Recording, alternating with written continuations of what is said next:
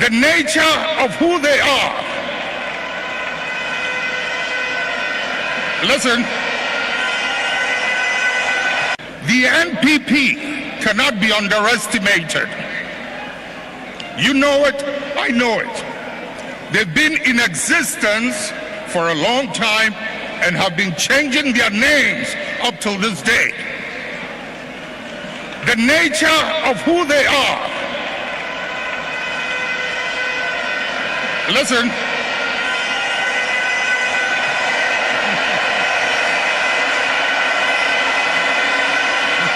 Munjir.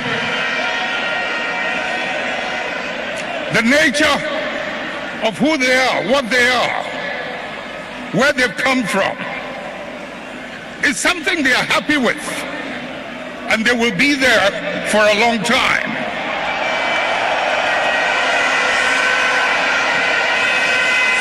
Let's not mimic their behavior.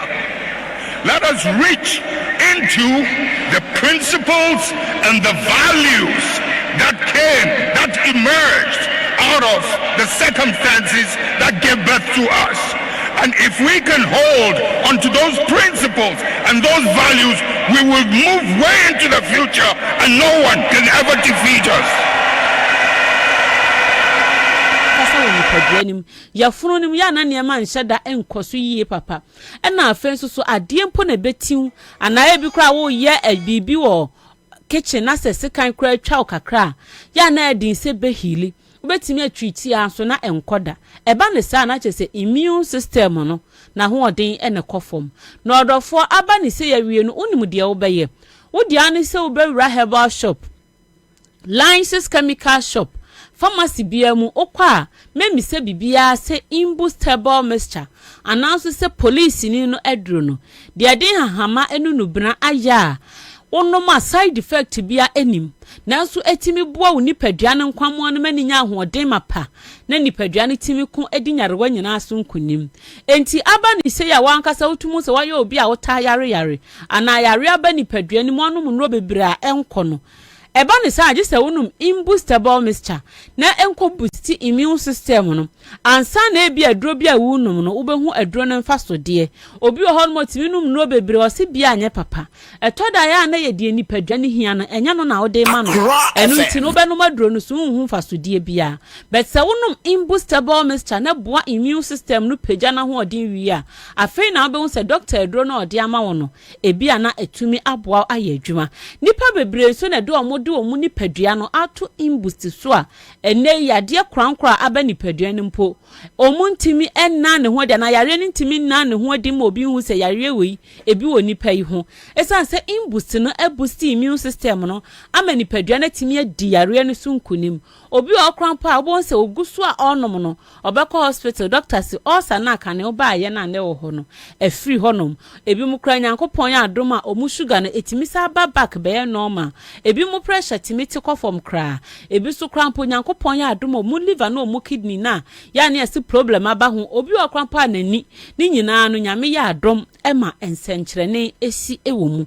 ni nyina ye imbustable mixture se de obesi anom na obenum ne yiye enam se imbustable mixture ya ne ma bebre na bo nipadua nimti adansie bebre ene wo ho nipa onum imboost nyina edi adansie se no kosem se edro no eye adwuma yie pa ne senti entwa ye homra na ye nhie hu kran e wo saa kwan ne so me we ne kran en 3 days pabam ebi ko 2 days na ko ko so sisi mi ne se mi ya kana pro no ne se drai so papa pa me na ka me ya no rofo nya sam kitwa me nan se me sure se ho so me dawo me awo ba se ya na ka mada se no me sori se ya bon se bibia ba se me sure e tira se na shumi ka se aide me di si fom se se me dina wa de me nan se no apempem wa ansa me ka se no kora no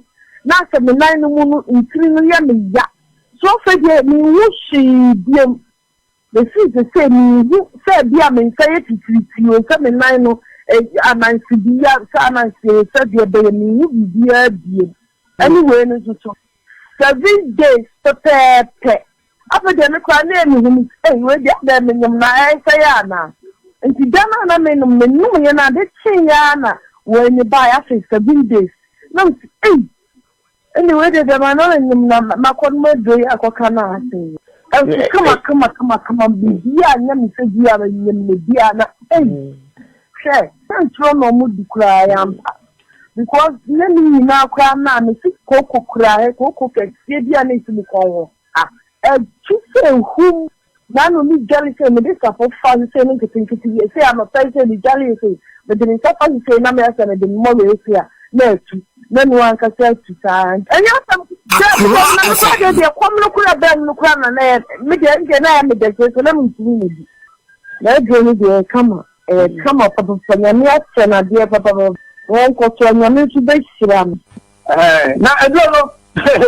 They say, oh, make me from an experience, from me keep for coming as it. That they are think that a year, you must. Me see, say head to me feet. But they are, now me not 5 days, not there, but they will say, because, Mamma, men no from that, no from me, comes out. I can't hear no one on the moon or comes out. Nami Yabro, Nami Humo, sorry, and he do say 4 or 5 days ago, not a bapum. The other day, Echo one minima, that's their manumission, tea and review, review. Nothing, I think I said a bapum, nothing, not the wish. We are no a one, but maybe nothing, the wish. Make go so hard yet. The trust we are after now a bapum. And they said that maybe I'm a tinker. Oh, we didn't get me feet, no, and I'm a tinker. I don't from a feet to feet, but yeah, you must. I don't the second bottle matter. That's an better was better. The child bear for him who said, I will body the mammy. Ebe ya obodi ni mo adwuma pa amma se de wutie bia se de atiti woni padua nim nia eye obia na won hyeda huhu ano wonim se bia ya de we de no ana kyese ede wo kono se na na pa e ka no o se mi ankasa de na eye mo mini padua nim a kyese minu imbuti ne to aso no pa so wano bottle sei wano be 5 say 3 nti wo so hyase asa wo no mo de na ebe boa o pa so to 5 days na asa nti se pa to de ne mu ye nyina ye nkoto mu nyina ye nkoto na imbustable Mr. Die police ni na drone die kyese eboa pa eboa manipadua no enya apomden sronko ena no pe na number 1 FM ye ma me ba ko ye audio by say okwa akopa bi ato okwa akopa bi ato na wo okoye no shop 5 na kyese wo enya bi no kwasem ni se na nsen shortage eba kakra ense se die aba bebre nyankopon adom ena na menua pa o kan se ukọ Ekus pharmacy bebre gu ho widama bebre wo ho nom timesrew ma mu ahya ma ne mpatama mu pa bi atu nyina mu nkọ ma mu shop so na asa na munya bi entol mesrew bebre abanti ba bia na okofa no ko ho nom kofa bi na beton na emmo ni padua no ne yenya apomuden ye pese Ghana obi a enya apomuden ma pa na kyese yetumi ede ye yedwuma eti imbustable Mr. Ehwa danse na yedi ede a kire wo no se o menses na emba ye se usisi ukotodwe wa poso eni di ye ma ho nto wanka se uni padua no ne ma nhyeda nkoye ho ye obasabasa edura na dwokra wuntumi na imbusti wo no mu a utimi didi fine na utimi so da yie na ni padua no so die enya aduane kamadi na se etimi da yie a utumu sa apomuden ne de eno ana wonamu na o kono nti wadofo Mr. Imbustable Mr. Netonom ehye green and white box mu Metro man da ho a wapagya dade ya tro imbust ne kase ede agu ho ya sanso atwo police ne na dro de agu ho onsaka bia ka poketo na ehya so no eno na wode benom anopa Mr. Obomode nanum 2 Ansah na wadidi wonom na woni osade a don hwere baako entam no anasi medua santam no betumi adidi na afa awia wadidi awie no wanom anwumra a wokoda no so hwese wadidi wadi waduane bi abedi awie no na wanom eba ne saa eboa da agyahyen yie pa na kyese ade bechi so editosify ni padua no ayi stress so afri ni padua ni mu a apomden na ede abrewo no numbers no 0540 7101 13 0540 7101 13 and 0246 20 8496 0246 208496 where number south friend ya ebeje osona ye ne wo abo enkomo eno ntini ye de wo si ha se de medi kan dada no ba bia shops akase ne nketu anyina obenya bi nyankopon adom tashi no ngwafo AK Heba aba gwono school honom ni opposite hona udru honom a obenya imboost e bia woko AK Heba wo frɛ imboost for ye number ye 0540710113 0540710113 a wonsa ebeka ye ani AK fo nyina na kyese ye hwe abomu imboostable Mr. de si ahye nso se imboostable Mr. de eya pomde mapa na pomde mapa so ye imboostable Mr. enam se police ni na ye yenti ye ka imboostable Mr. no agye nso se opo sini na dru no mafidie no enda he ya the Citizen Show etwaso 100.5. Basically an economic garbage, this budget. It does not inspire anyone. There is nothing in here, Mr. Speaker. Mr. Speaker, let me tell you the external debt that we are not paying. Mr. Speaker, we owe the Chinese 1.9 billion, which we are not paying. We owe the Paris Club 2 billion, which we are not paying. We owe the Paris Club 3.8 billion, which we are not paying. Mr. Speaker, we owe Templeton 2.5 billion, which we are not paying. Mr. Speaker, with multilateral debt, we owe 8.8. Ghana is now the highest when it comes to multilateral debt in Africa. We owe the most, 8.8 billion, and we are not paying. Mr. Speaker, Eurobond, which my friend mentioned, we owe Eurobond 14.9 billion, which we are not paying. The Eurobond that is due now, due in August, we haven't paid it. Mr. Speaker, we have done 17 Eurobond tranches in this country since we started doing Eurobond in President Kufuor's time. Mr. Speaker, from President Kufuor to President Mills to President Mahama, 16 years, we did 4 billion Eurobond. That's 4 of them. Mr. Speaker, under this government, we have done 12 tranches of Eurobond. 12! In 7 years. We did 4 in 16 years. Mr. Speaker, to a tune of $11 billion. This is how much we owe, and we are not paying. Mr. Speaker, let me give you a picture here. And what they've done, Mr. Speaker, this government intentionally did certain bond with the intention of never paying. Intentionally did certain bond with the intention of never paying. And let me tell you why. Mr. Speaker, Eurobonds are usually done for a period of 10 to 15 years. That's why the Eurobond done on the Kufuor was done for 10 years, 750. NDC made provision for that bond to be paid. We paid 250 before we left office.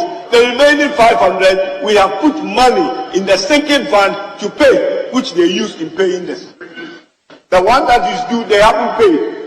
Mr. Speaker, they did Eurobond in 2018. May 2018. That Eurobond is supposed to basically expire in 2048. For 30 years, instead of the 10, 15 years. Mr. Speaker, this is all the Eurobonds we've done in this country. 17. Mr. Speaker, in 2019, they did another Eurobond in some tranches for 31 years. Mr. Speaker, in 2020, one of the tranches of Eurobond that we did matures in 2061. Mr. Speaker, that's for 41 years. Mr. Speaker, in 2021, they did an Eurobond in March 2021, which is supposed to mature in 2041. That's 20 years. Mr. Speaker, they know they won't be around to pay this. And that is the reason why they've started not actually paying. Mr. Speaker, this is the situation that we are in. We have been swallowed by debt.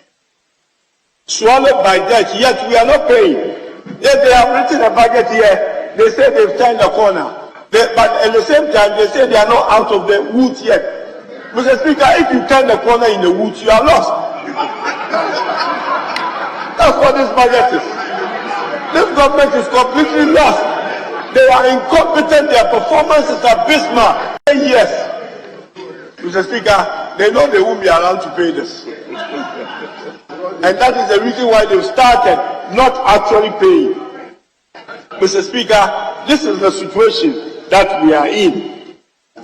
We have been swallowed by debt. Swallowed by debt, yet we are not paying. Yet they have written a budget here. They say they've turned the corner. But at the same time, they say they are not out of the woods yet. Mr. Speaker, if you turn the corner in the woods, you are lost. That's what this budget is. This government is completely lost.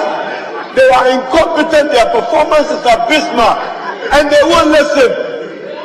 They have brought all of us here to this budget. Mr. Speaker, if this were to be a handing over note to the NDC, this is a very poor handing over note. This is the legacy of this government. This is what they are leaving behind. Mr. Speaker, you ask them what they've used the money for, they will tell you, oh, flagship programs, planting for food and jobs. Meba, Ezu, meant to make money now, but Niameka, Matis and Mabunu Bebreka bet once.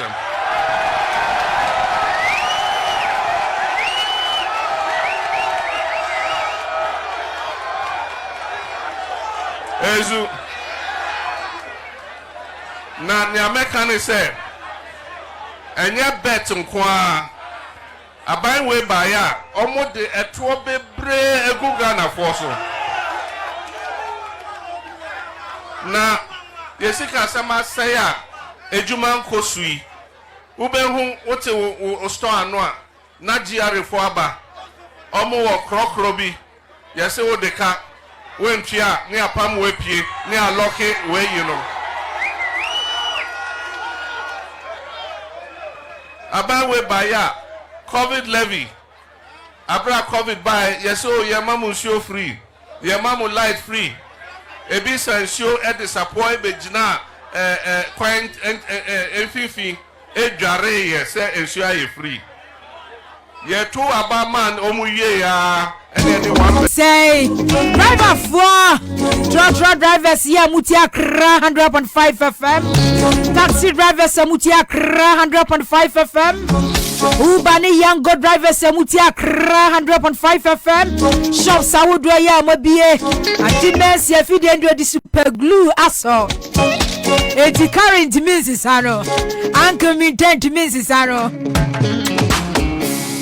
Ofa one more Paraku Estate. They are Paraku Estate 40 Akra 100.5 FM. Yempe brand new kra. Would you used one be a cry pe? Or say or any project work. It's one was sending me message say mommy. Me be me project work in me need laptop. So it's mommy buame. It's Mr. Amos ensure you for me. Mr. Mumu one me laptop mame bano. Now on find any project work. Because 24-hour economy ba. 24-hour economy ba. It will yes go benya adwuma ye. And now me kwa me kwachi kwatwa premai. Our Marina mo. Na ebo 10 ya omo tutu lock niema. And say ha mo tan abo mapo. After 2025, by 24 hours. Ramson Nyano, Aminu Isaka, Accra FM, Richard Kofi Kubiajo. Ebo 10 who say, Kwame no here kwano. Marina mo. Airport there. Mo na ye kwaye no. Share about time mo pack na me catch na me catch na me say me catch mo mo last chance here 2024 after 2025 be here 24 hours economy 24 hour economy mumpo because in kwafo be kwa adwuma na adwuma mo ba mari na mo abetwa premier mo se mapon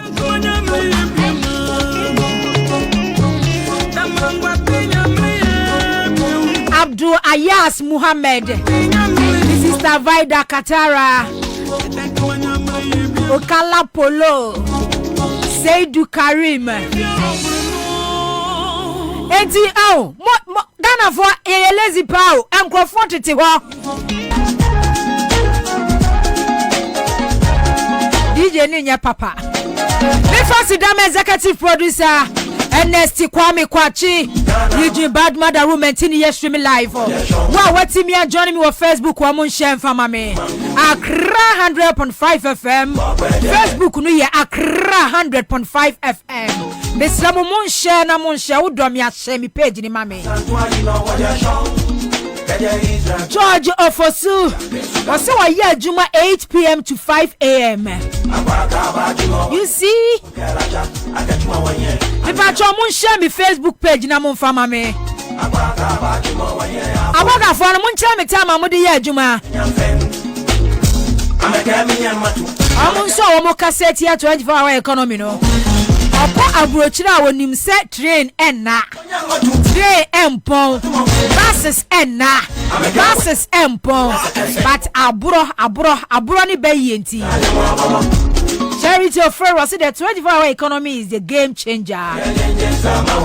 Casti Bongo see 24 hours economy is possible. Watching you live from United Kingdom. Abaga find one money at you. I just a Ghana politicians in Kwan womo to kwanya kwabrochira. MPP, ministers ni deputies ni communicators ya. Ejomo party aba power. Communicators ni bebre hwanu mu a. No amu tu kwan da. Ba mo party aba power tu kwan. Enso still omu ye nkurasefo. Kwashia akwa wase wonu waye adwuma 3 to 11 p.m. I just say Ghana ha MPP communicators, any ministers be, chief executive officers be a omo cassette 24-hour economy no. Omo tu kwan akokwa abrochira ba enim say wokwa abrochira system no run 24-hour economy eye adwuma anajo anopo eyo winter year si snow no tokwa akwa wa pampam kura wo be sori akwa adwuma but aburo ni be ye ni nkurase keka e wo nipa aburo ni be ye ni nkurase sem keka enkurase sem keka enipa da sani ni mu say ade ya former president John Mahama ekai emprempren ya Ghana wo mu yi enu no wo man ya gye nkwa enu na betimi asiesie wo man no because wo man economy no eda form flat but aburo ni be ye ni nkurase sem ne nkwase ya kekenti no enu pa da sani be kwa kotena radio so TV so already kaka say ensem na papa ne ka no eyensem hunu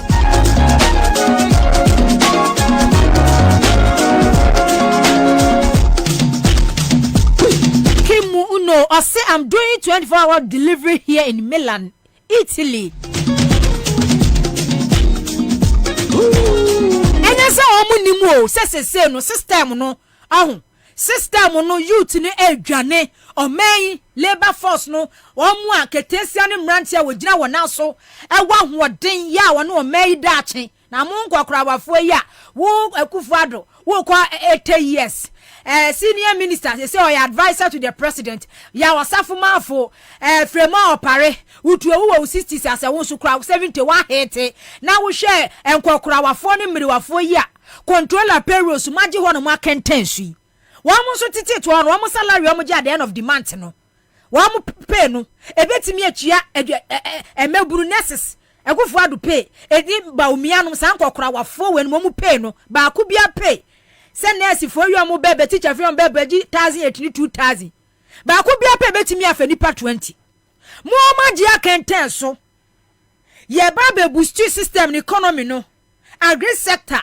said ya mukeka restrictions say amode be ya yes ya call parliament ya minority for agu say importation wa mo accepting eniema ya import different brochire ba no edo so sin de ya nkasa ya produce e wo Ghana ha tin tomatoes ya yedi wo Ghana ha edo so sin ntosi ya nkasa natural tomatoes ya wo Ghana ha etinyansani nimdifuo bia owani suade hunu ono de anya copy and paste research ni akucha gu nkrata so onko kan wa ye bida ya wo betimi aye said the real Ghana youth no edwane kono because adwuma ni ha it will be creating more jobs avenue.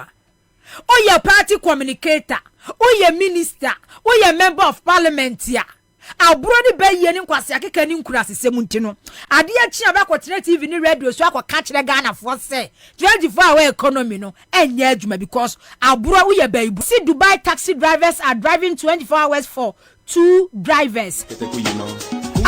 Etinya se ade no ye ntimi nyo. Enye se ye ntimi nye. Ye betimi aye ama na broso. Ye betimi aye ama na broso. Me latte was we work for 8 hours in Ghana and the 12 hours goes to West. Yes, say mresa ntino mana jijano. Etino amano asay no. Russia kwa osinana the winter is not easy. Oh. Come to Virginia and see. Winter nya simple kra. Ye ni winter bia. Ye ni snow bia. Esukotwea ye ka na esukotwea. Esukotwea bia ni kura yi mu. Ye weda yi ye good a say ye be ye adwuma. Ye be ye be do for farming. Ye be do mu ntosi ye be ye. Chese ye be ye bibia o mine ye be ye amana tumpon. Ye nya wo bia so be ye quarantine owusu o se nana I work from 1 a.m. to 16 p.m. in Norway. Not just say 4 p.m. Okay, in Norway. We jane na so sa obroni adwuma so kwase abuonim. Eti wo ye adwuma no a wonwene hu. Enye zoom live adwuma bi. Isaac Kambiri, I say I'm working from 5 p.m. to 6:30 a.m. in Dubai. Isaac Kambiri, no, Dubai. Or yeah, Juma from 5 p.m. to 6:30 a.m. in the month, Dubai. Or Jana so yeah, Juma sa Isaac Diano no.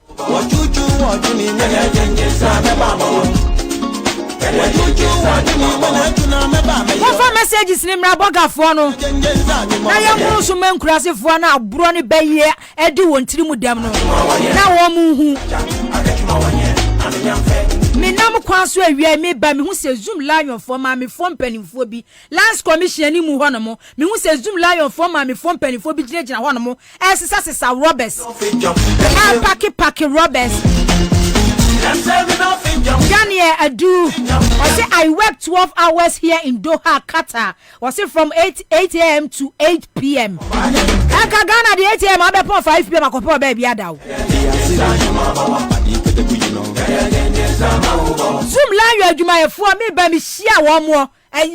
Your friend is a Lands Commission ni mu hey. Epra esisewura. Mame from penimfo asema me bisa on se wiabre ni ya wo mu gina mu yi o mu pay yes say eduma Ghana ye wa mu kwase abuo me se private sector ni de kwase abuo de adwuma wi afofa ne kwa so la yu adwuma efu nwura wo mu tie sebe enwura ball mu ball pa wo mu tie I can't remember Ansah Zuri ye read the report to be by that was I think 2021 ho per head work biana abani to 600 Ghana cedis but that time zoom lion it 180 Ghana cedis. There's nothing like minimum wage no tripartite committee every year bi odi betu dwa zoom lion afan krofo papanom enkrofo mamenom edwo mu ye adwuma etibola krofo sebia gyanan ema pade enya sem kitwa o so sabrema na sedi baye 600 cedis abani tua wo bibia tiri so no na zoom lion tua wo bibia 180 Ghana per head bebre wo mu a omunya adwuma papa bi o mu beyo so adwuma ni wo manim enti kwase abu adwuma no eno ane nipa ka won tire gumu e na wo mo ye na no kra no Ansah Zuri kra de ba ye se aban ni tua zoom lion dwuma ye ni bia 600 na wo tua 180 no almost salary pay ebetimi come 6 months ebetimi come 7 months ebetimi come 8 months na zoom lion no won tua ye just pon na won tua ye misi kwa masika ne kwase abu kra yi masika fo pa ne kwase abu ni adwompone 180 below minimum wage na 180 no kura no obi friend say per hour job a wo ye wo UK no ne Canada no ne US no kura enduro otua na finipa no kwa adwuma 30 days ebia off day ba ko pe Sunday bi wo be kwa adwuma Monday to Saturday the off day ba ko pe otua nipa ne kadenta mama na se de ba no 180 no kwa na 5 months wom 6 months wom 7 months wom de bia do mo sori so kote ball akote nwura awie wo mu ginemu ya wo mu tinwura ete ball enso kwa presume la yo adwumafo no nka wakosem nkyerɛw ba na ya tum kura ko 200 Ghana cedis misi kura masikafo ne kwase abuo Ray Masikafuo ne kwase abuo eno amu de omu firi se woni just pon ye adwuma na akase papa ni tirimu de nyame ntwia ne ka ha ho na ade a ye me ya ne se ho wo gina wia so a wo ye adwuma no wo ye ne papa lebra wo ye ne papa lebra adwuma na wo ye no wo ye zoom la adwuma ye ni a wo 600 na ban ni tua wo wutiri so no a wo tua wo se 200 Ghana no budget bi akwa parliament bi local government ministry zoom la yo sikashim sanitation sector zoom la yo sikashim yeah what say kura bia ya tuma free 600 de kakra ka ho wo tua wo ka 200 Ghana cedis no wo your papa lebra wo ye adwuma wo ye ni lebra etiesa say won tua wo ka yie odo ka 5 months odo ka 6 months odo ka 7 months wo no ma enye aduane papa bi na mu die mu fie ma brabo bia ye basa because kwase abuo eni ye buwo so na wenyi na ekire na wo wi papa lebra no a sika na ban ni twia no a wo ye adwuma na wonya so mfaso no ono de ehwe ne ma de ehwe ne mpenafo ne ma de ehwe wo mu o etu be hu se wo ba ene ne ba be kwa kodu level baabi na ne ba konkro kakra bi no dem ohwe sa no ka che se osia mobra ohwe sa no ka che se unia mobra sa omo nkwase askeka no so no ono oba wiase no a wo wo papa lebra na wa ye adwuma funu dia mo papa nya sika papa dia hwe no wo do be kwa hia baabi no ono ka kire wo se o papa mobra ama me mobra onim se na wo ye adwuma mo papa no papa ntua wo ka onim se na wo ye adwuma ma wo maami a o maami ntua nya kwase yabu a wotimi fa obi so akote bola no watua ne ka 200 Ghana na 200 Ghana no kwa de ne ka 6 months wo de ne ka 7 months na wuntua misi kura masika for private sector ne kwase yabu pa na se woni ne ba ko hia Oni zoom la yo back okisha wo ye ni lebra no ne back okishia no de da ka kesa ka se wa amobra ne ba no onu ba wiase wonwene dia no pa wo bedie wonwene ni a wo be hye wonwene ni school fees wonwene dia obeda wo sori an opa no owura chese kitchen e won mu nuani breakfast ya hyehye bi opa bia wodi awie school obekọ school papa kese wo your papa lebra wo your papa lebro wona wo ye adwuma san fifere o pa nya sika na ode hwe ne ma wo pe kakra na ema wo pe kakra ne ma no ne ba no begira ho no ma bia na raka nkwase asema che se wa ambobra onim so papa ye kwase abufo awie kwakwahwe abonti zoom lion fo mu gina ho waka so mu gina ho no mu ye adwuma bo pini wo mo no mo ka wo makosam enkirew omo nka wo mo haw omo mane enche okwase abuo ya just pon ebu wo mo covid ba ye sika just pon edwiri ye wo Ghana ha or in the name of disinfection we said de be ya no wo ye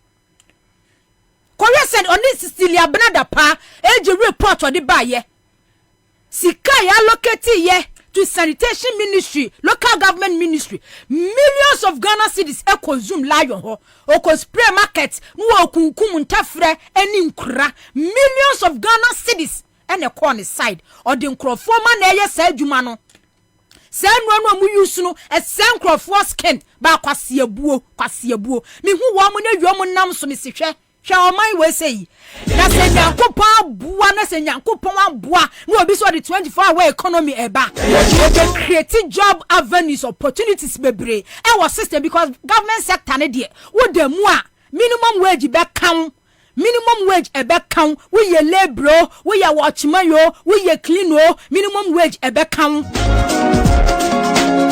when ye be di when ye be a share when ye be a da wo betne TV ni radio so no already call wa rubbish 24-hour economy ye ebe me enuma ebu nkama fa so ama nkrofo enye biaye Godwin ahiale need your divorce nana. I work for 12 hours here in Saudi. Onko da. Enya dia wo beko.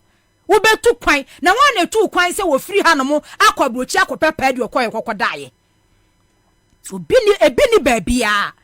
Obi akwa okwa apadie. Okwa ye adwuma. Se me meti hai. Me bo me age ya. Ekufu ado mai emai baako obey me age mate. Baako ya wo si restaurant $6 million si. No aka kire say wa bobra. Me free bank na 2008 starting free Happy FM ene mu akọ despite Hello FM ene mu aba multimedia ene mu ati anu maja na am obi ati me nkasa me ye adwuma yi Akufu ado ba na anu your papa be ye pay nya $6 million akọ si restaurant no aka kire say o papa amobra because o papa nya kromfo because o papa nya criminal.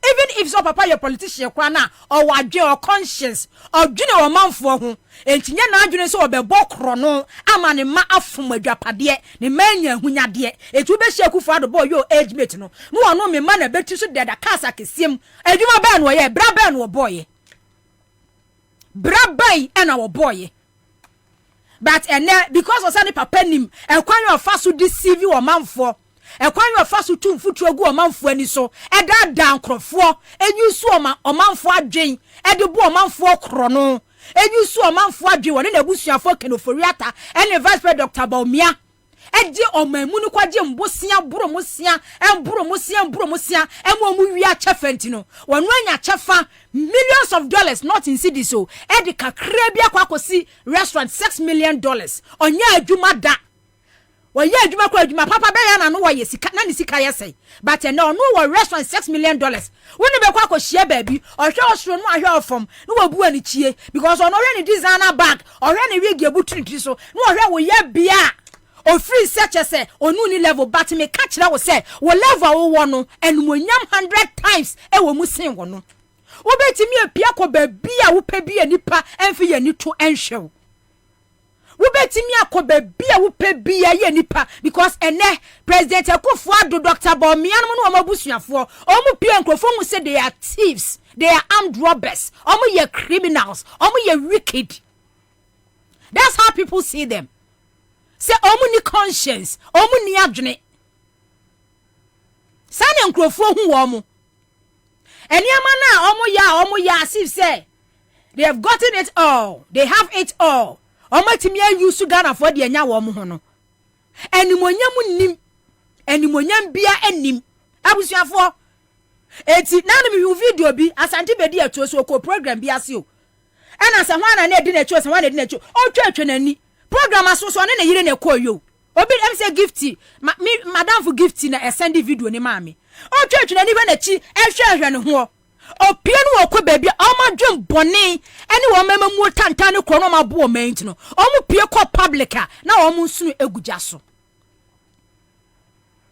but we ba kwakohia santi bedi atuo ba kwakohia Akufu ado ba kwakohia Baumia ba no tretene saka kire wo se wo se ya dapa fo wo se ye kohwini wa mobra because wo se nya kromfo wo se wa adwene ene wo de bobra ena wo sinya na adwene so se obebu nipa kwasea ena odi anya no ho se dia wo mo sino mo adwene a mo di na mo wia for yata call parliament okaka e kire Ghana for say 1D1F 169 ena ye adwuma oh pretty 169 ena ye adwuma 169 no afraid me 469,000 Can Oforiata say 1D1F, 1 district, 1 factory. Alma be 169. Baku 169. 169 no afraid you my for 169,000. And now Vincent Asefua, Sandy Dion. Vincent Asefua, why a member of parliament, former PR. Edema education ministry say a member of parliament the constituency no wa hefa wa continent TV3 so say 59 and all pretty 1D1F ono kwa say say parliament kwa no committee no say industry no committee no wo so wa court na ho no mo say Kanoforiata bua MPP member of parliament or say Kanoforiata wo your kontompofo wo ye wo trufo 169 na wo twa na de ben obua eye 59 ena eye adwuma or say 59 so adwuma efu ewo mu eye 20,000 say ye ka kire mo say onipa ne ba so obewia no wakum na wasei ena wada no wo ho atredifoɔ enkontompofo na braba tutubotomfo a just last or 2 weeks ago ena Kanoforiata 2 weeks ni ena Kanoforiata 2024 budget akoka kire Ghana for say NDC member of parliament ekotena TV radio so and I say parliament na ne submission or catch kire Ghana for asema Kanoforiata akoka ye no 169 1D1F no wo boa wobenya sabi ejinifo bia no omudi omachi 2016 na wo moda so di wo machi 2023 yimu no aka kira wo say NDC fo de mo kra mpa de pa enya mu na mu bia ye ntino wo say ye bia 169 mo so wo boa but this one that is coming out from member of parliament MPP MP Vincent Esefua na numu na free ba TV so okuta ho document second of Riatas mo waka na parliament no 169 1D1 factories no eyen kontompone na brabasem 169,000 workers yeah 1D1 I employ wo no eyen kontompone na brabasem na mo nipa 20,000 kwa me ma me video no ne enko as we speak there are 58 one district one factories that are working now. I don't understand. You mean fully operational? Fully operational. No 50. More 100 and something. Hold on. I'm giving you data. Hold on. As we speak, 58 of them. That is the data I have here. This is appendix list of 1D1F. I think it's a data that was submitted to Parliament by the Ministry of Trade. When was that? I'm finding it difficult to find the date, but this is what I have in my hands now. But if you check the number of jobs that this 58 factories, existing working factories, yes, this 58 has provided to the Ghanaian people, we are talking about 20,000 of them. The highest among them is Everpure Ghana Limited, 4,600 of them. We also have Happy Sunshine Company Limited, 5,100 jobs that have been created. We also have Palm Pharmaceuticals Limited, about 590 of them. We also have Anchored Industries, about 120 of them. We have B5 Plus Alloys, about 1,900 of them. So there's no doubt about the number of jobs that the One District One Factory has created, and the possible jobs that it can also create when we're able to give some of these tax intensives to these companies. As we speak, there are 58 TV3 and none of ye. One on that issue ya working. Say way NDC MP na kwatira no mo kan make say NDC for no ma ka wo mu. 1 year. Was it 58? Because I say 50. I say 58 fully operational. 58. Back in Oforiata just 2 weeks ago, Kachira Ghana for say 169 fully operational 1D1F. Vincent say afanipa 20,000. Can Oforiata say 1D1F across the country afanipa 169,000. Afanipa 169,000. Vincent enti Trade and Industry Committee our Parliament no also. Also okay can trade industry. Or ye member also. And then no pay na kakayo. Eti on second of Riata de bia na no pay na mitie honorable Isaac Kadongo. Say de bia can of Riata budget or be present bia no. O kuki figures. One kasa tena say na wa twere or the ba betin anim bi on one kasa ne niam for new policies. Ni programs for tantano a why introduce na collapse system no or sorry na won wan kasa ahihye wa cookie figures na wa hihye no de ababegina parliament na wo benya MPP MPC fo no a aburo ni beye ni adwembone ni atirimodin wontim wo sum no wo mo boje ne so multi parliament wa maka no for Riata be ka kire Ghana fo se Pedri. Mr. Speaker tiwo Right Honorable Ban Babin wa Bob Brabe Brasni Kenoforiata mitini dinya ne ya MP politician ne eti was Speaker of Parliament Right Honorable Aban Bagbin majority side ne minority side ne musi wo Kenoforiata Pedri entro kase abeka kyerem wo Parliament say 1D1F 169 fully operational year adwuma afa nipa 169,000 Any busome member of parliament ya committee wada so ekuta data e national television so say kan oforiata boa na 1D1F no kura new system the year fully operational and new system e 58 o ka kire Ghana fo say afage by 469,000 MPP member of parliament onu ka kire kan oforiata say boa afa nipa 20,000 Can of a real budget review ya honorable case to force and doctor sorry ya wa kasa kache can of a reata say one kasa do begina hon mokin kaya no edanim na afenyo markets sorry the good people of this country will give us another chance to break the unini wose because mufi say Ghana fo agimi da bia mu twa ntro kire Ghana fo a na Ghana fo adi machi mufi say Ghana fo agimi Ejimi fo na mu hu ye 2016 no akaka kra bi na di machi bebrani ate okokan watra but luckily enough this one is not coming out from NDC MPO where the MPP MP one was so kutani data one kasa ene kutani data cooked figures okuke figures de bia kan oforiata do figures o de be ko parliament nko figures o de be ma IMF nko figures o de be ma Ghana fo nko figures o de ko ti de international market nko e na wa yesa na watu amna na watom na ya nim guase akogina parliament akuke figures mo finance ministry o mu gu ho oni ni team makotwa ntro ni akwa kan nyere nsem hunu saa sem hunu keka saa se de kwasia keka saa se de every year bia no okogina parliament wan mo kwakeka no enu abi no okogina 2 weeks ago okwakeka ye na mu gina wiaso public sector workers abadwuma efo mu gina wiaso ekeka nsem hunu to nim ye di nkunim na mo de after 2024 mu amanimu pia o video mo betre finance ministry za mo ye adwuma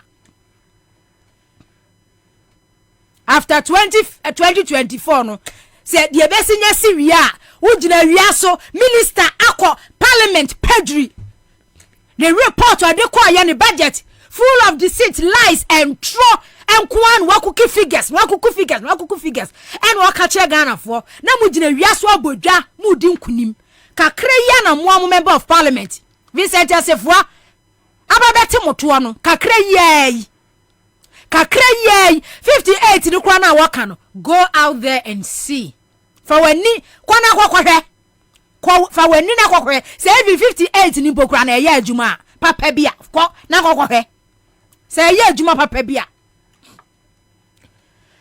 modern trophy opposition e den traba bamu na abam amemwo we chese bibia ye ntro amemwo we bibia everything about Akufuado's administration e ye ntro Akufuado Bawumia's administration e ye ntro everything ni ye den ntro ni akohwie e na bu oman ntro ni adada ni akohwie e na edi bu oman ye build oman with lies. O sidai o foundation na watu pillars ne nye o se ye edan ni bebuagu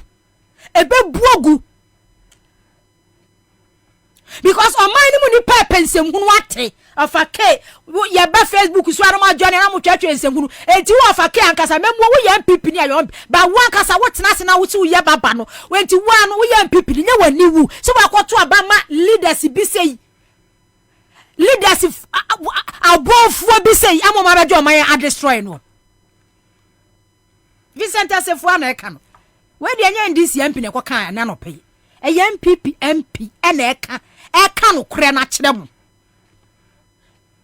enti kan operate budget na wo ka the last time me host citizen show Saturday morning na friend say makati quote figures say we tua free senior high school we tua say makati makati say don't waste your time sika ya allocate annually but sika na wo body enquire so meaning say ya sika no finance ministry release sika no to various sector but enquire ye create omankasa create no ma loot no ma share enti annually no every year budget bia no ne ya chem sika we say eco sector we sika we say eco sector we sika we say eco sector we loan we ni abodin sa loan we ye kwakwaje ba be ye we at the end of the day ye beji loan ye di sika no be eco sector ho ministers ni empanifo no ma fa akromfo sa we mu edi wo man so a o man say nipa kromfo adwempa pani ni tirim ministers and now what baby ni aboko for the ministers di ni ya catch na wo say minister we wo sika.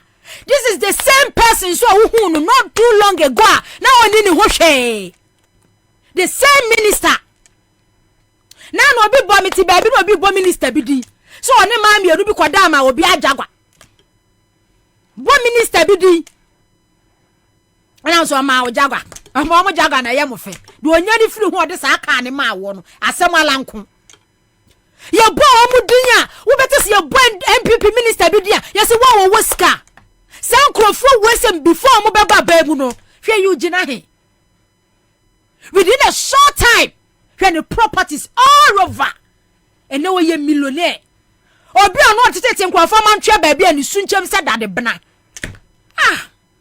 but still ejimifo na omudi wo machi 2016 no ebi aka na so di wo machi ebi aka eda so di wo machi ene daily guide report bi a wo de bae men koso okay daily guide kwa mi mun post mame min ni nkomo mransa na okay me di nkomo we yaba na ma baba o mi aso daily guide the report bi bae me ko parliament yanya nti yeste new LI ya efa restricted commodities niam bia import ba ya aban no epese enya executive approval na hia parliament nso approval na yese minority for ne se omo de sa LI we de omo mpene so omo afam no omo bagu MP for Banda constituency Bono region former deputy minority whip honorable Ibrahim Ahmed First deputy minority sorry me am elder praise the Lord. Hallelujah, Minaba. Elder na dem muti say Ami adum teboko ye denya miase ye na ntia say mo ye adwuma power parliament LI foforo na aba efa importation of some items and as a goods bi ho no minority side mo se da mo mfo aso yo nana ma memfa otidi su na mentia etifo omutie Accra FM na wie ne obi sano e no kre se wo hwa legislative instrument Minister for Trade Honorable Ketiamon opese only in parliament and say opese or restrict importation of certain goods edi kind rice the tosum you poultry the tosum yensan cement the tosum 9 motor cars in that order about 22 different items. Now, or the bar last week, and it was a subsidiary legislation committee, every true. Omoko she mwana, omobai, adechi and also opese only. And I can say, Adea omodia by Ghana for NNT wansem. And I say, Unya di bape, Unya nipa 183. And son of another 82, and son of Matimi Abua 12.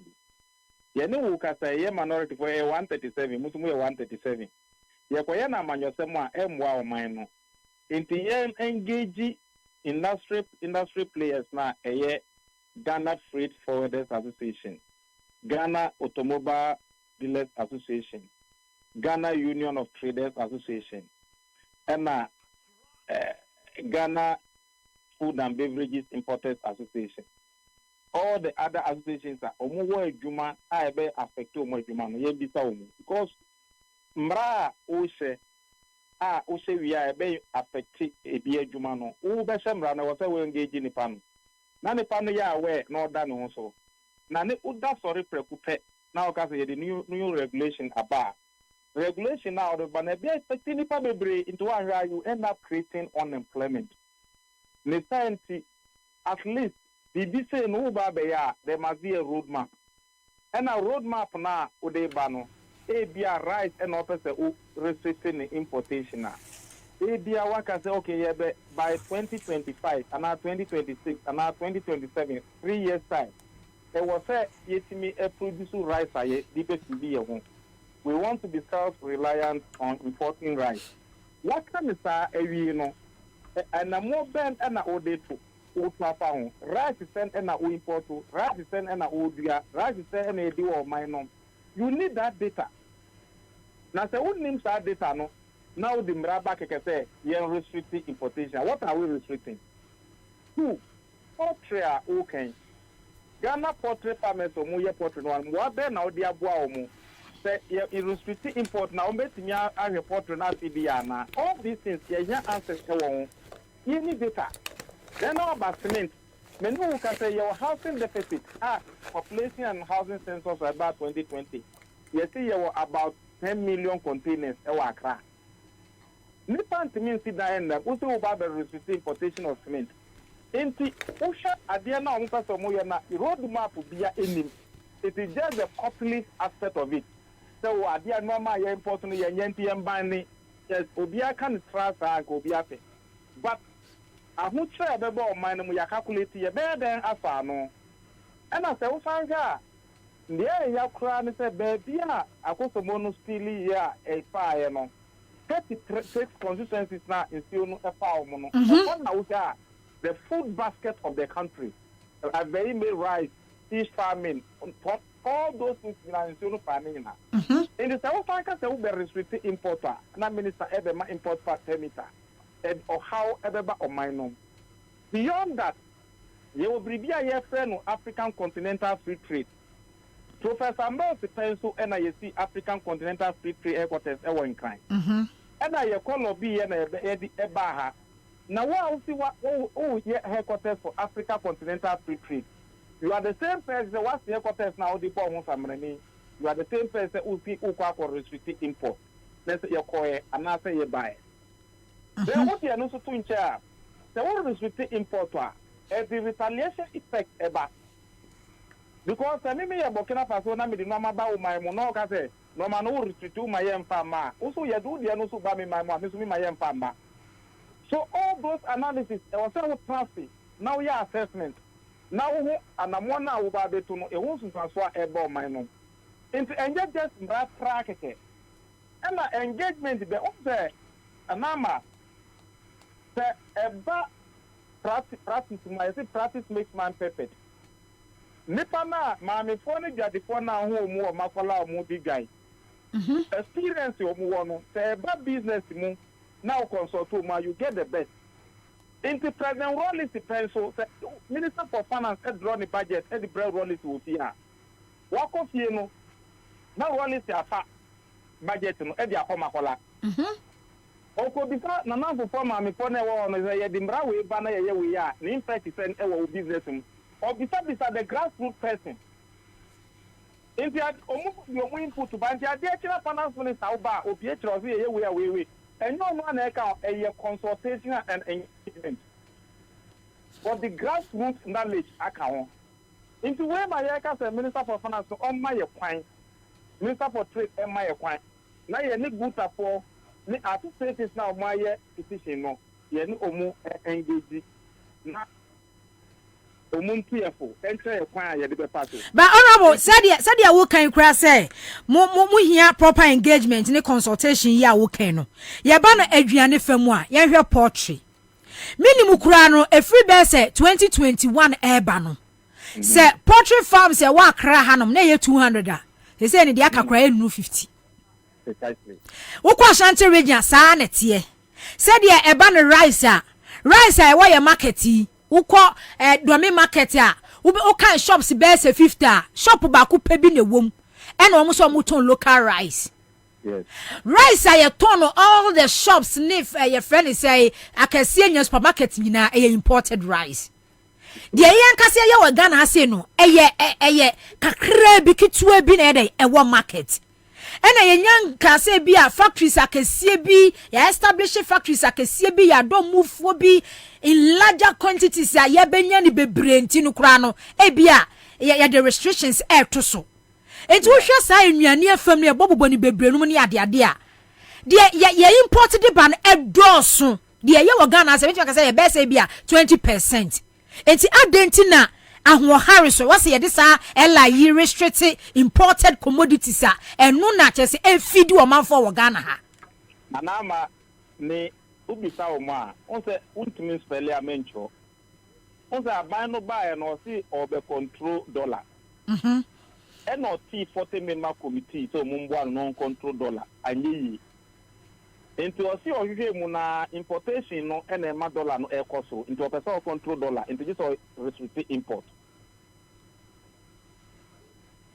ba okay honorable dey we na memrem secondly or say yes na obetumi abosto local production nini enu nyina bia eni egnaso the officer ubosto local production only say your free SHS boarding school for no say buy na video mu yemfa local production of food and video mu boarding school a better develop taste and preference for locally produced farm produce it's local rice and no na aban no ka say aban una wo video mu una wo to rice so just make it an administrative decision say atimota local produce of rice and I farm video mu legon and I farm video mu legon percent schools for what Ghana ni na boarding schools ni na no yemfa locally produced rice ni locally produced food and video mu no imported rice or no imported food will be used in our boarding schools. What's the problem? It's as simple as that. In Tiabema, locally produced rice, locally poultry now who can and so and by the time we will not develop local taste, for the locally produced rice. Because taste and preference, you develop. It wants to mean we now can say, restrict import. School feed ya. Only can school feed in bar first, Now there no more and say homegrown food and I find school feeding at the basic level. Okay. That is how it started. Politicians you were one and no more and say they say here the team rice ni other important rice na and no feed you because that is cheaper. Now who got that? Ghana hakra mo no honorable escafo na edio emu aye do wo Ghana ha no honorable mo esikafo emu na mudi me dia ba odi mi aka ho mu na mudie me ye wo fie me papa na di me papa because on say diabetes for no sa imported rice mu ni ade ni nyama wo mo anama rice no mi abema mi dobio okay mi dobi ka say mi obi kura gu ho okay inti insem no bi wo ho a ana potri honorable potri akokwai sanya 1 year bronya Ghana de untimi nto force ya na ja uto anu wache ne nkura yi wia no de na namba onim say ana John Mama ye started bibia na ye fe no broiler project ana ye di locally produced day old chicken ni na FD poultry farms Dr. Hannah Louisa Bisiu Hannah Bisiu and na ye sa project no okay so mupa ye ya mudi landing for food and jobs and what spreading normal basa no import substitution plan no import substitution strategy that was the 1F way no can say na ye Commander Sugar Factory the Commander Sugar Factory it me produce sugar local can they can say restrict sugar importation can you no ni asemo ba woni say I say so the buy no sugar can e kan ho ehimpa mi hu ye I am producing sugar locally. So what is the sense in that? Into Usha de no so mu ya na nyansa bia ni. But honorable nyansa bia ni mu no say ye produce sugar ha Commander Sugar Factory start ye.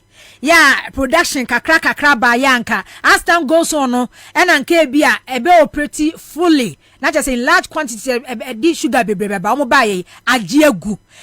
Poultry farms bebre. E honorable nya monopoly say ya be word contract ne dia ma ye ho kakra bi ne mmebi bedu a ye kakra na ye import rice aba sugar ye dia mo ba wi akokọ a ye dia No ye party sambra we ya e be develop bibia ye friend monopoly any oligopoly omo import no betimi aka bom na omo ni minister na ye kana na omo kwa na omo nya permit no it will still let prices go. Ono sa baby the office omo ya na ya da o. Okay. Eno na kwesi pro ni ba oman we mu no.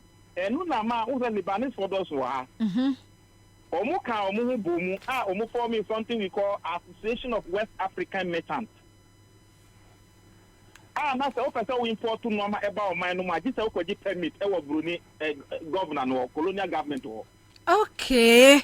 Eno na ye nya so tie awam we dey awam Association of West Africa Merchants, in short abbreviation is awam. And the Sauka bibi no bi catch us we dey awam sa kalabule na e free. So we've been there before. So kind the political development of Ghana, it is there.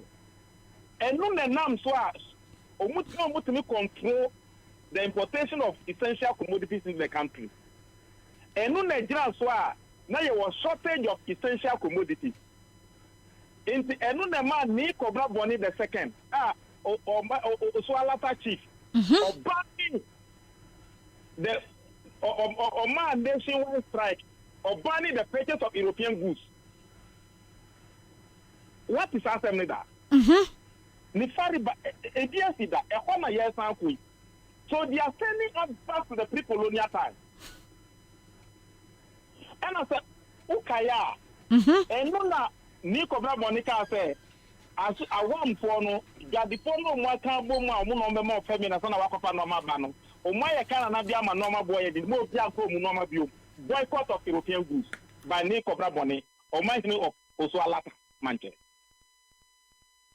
So why are we going back there?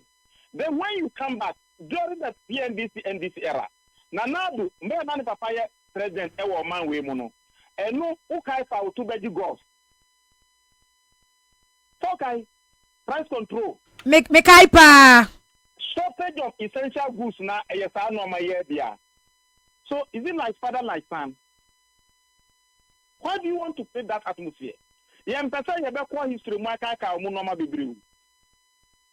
Bible say you normal nyina ho kwan ba nya nyina na fata ye. Okay, and the honorable say no a minority caucus side no nko ano e na momfua so anase mwanya support bi so free majority side almost who said this airline no enya de ebeboa ehia border consultation. Omo crop for no ankasa kasa they are not convinced because omo ni road map bia. Ba on so omo ankasa omo suro omo aban. They are not able to speak out. Eti ohia minister na nkasa akora no wa hunu se enya de papa bia ho na nama MPP nyomu no muso mo property owing democracy na property owing democracy. Why are you restricting the forces of demand and supply? Why don't you increase the production? Minister for Food and Agriculture Bra Champon Kwaka said you can't restrict imports. One of these questions said, only Bernard Adler in a year interview. And of these said, Bernard, why don't we restrict or why don't we import yam? Because when you produce yam in abundance, there's nobody will import yam into the country. So if you produce rice in abundance, nobody will import rice. If you produce poultry in abundance, nobody will import poultry. Into Minister for Agriculture and a Minister for Aquaculture, Deputy Minister Moses Enin, on also can say, across more dance village, after fish farms will be free. In Tiama, there's problem with aquaculture fish in 2023-2024. But if you know that is the case, why do you restrict import? But acquire say a democracy no or restrict na say wa person we import we be say o minister no. It can lead to corruption. If you nipa o bolga no person import no ama just o ba akra be permit e wo ketia mo ho. Increasing the cost of production and the cost of sales. Now, Faka Bakra be 3 days, 4 days, EBG importer. Oh, yeah. Do you think say on Fanka prices? No. So prices will go up. So we need to go thinking of this. Nandi ye kanono. Eti, mo can say no, not just say hold you. Kwabena and I say MP before the debut mutimi fande omuwe. Na manye biniwi. Speaker na nkasa kase subsidiary legislation committee no enko na any minister no enfa share. So they will go and do reconsideration of the bill. Now they get back to us on Thursday. Yara see we elder ngamen kan ho. On council so on that say what na me two voice at. That's see we. Ya kakra o ye na ye ba power no we no muko. Enti ya me hwehwe mo kakra ho. Me hwehwe mu honorable me se me hwehwe mu ntua. Kwa ya pasi mra we oba beji permit wo. Ha beji sao. Honorable. Anga ba beji permit wo ho. Permit to import. Thursday, remember our parliament. Okay, all right. Honorable Major Ibrahim Banda constituency, NDC member of parliament, and the literature and common. Hey, honorable, such as that's the ministry that whole train. Or say, ya pass it, Salo, ya, Ella, ya, and ya next 2 years, my band one my baba beji permit ya import name. Unto. So what's about Thursday? So petrol boy I didn't go car. I have friend I me phone call. Yeah, I want to drive you. Me ne Kwabena be call. Petrol boy. Who ni me chi? So car no Camry. The consumption was through. Maybe the new car from enti with the main driving. Na kudu na engine siso. Oba. Adiacho ne. Obeso esi no. Yes, I have pepe. Send it go see honorable office na. Kameko MPP I was say minister ho dia. And anka wo kan say we yanka ede. Ba say me kwa NDC MP wonu mu a ha ho sa. Na honorable Ahmed oyini part 2 What na ye minority so a deputy, first deputy minority chief whip. Well, okay. We're holding that position for several years. Okay. You can leadership or parliamentar. We didn't tell okay. Enti muye. Ena se bibian ye becho parliament who leadership ninya. Okay.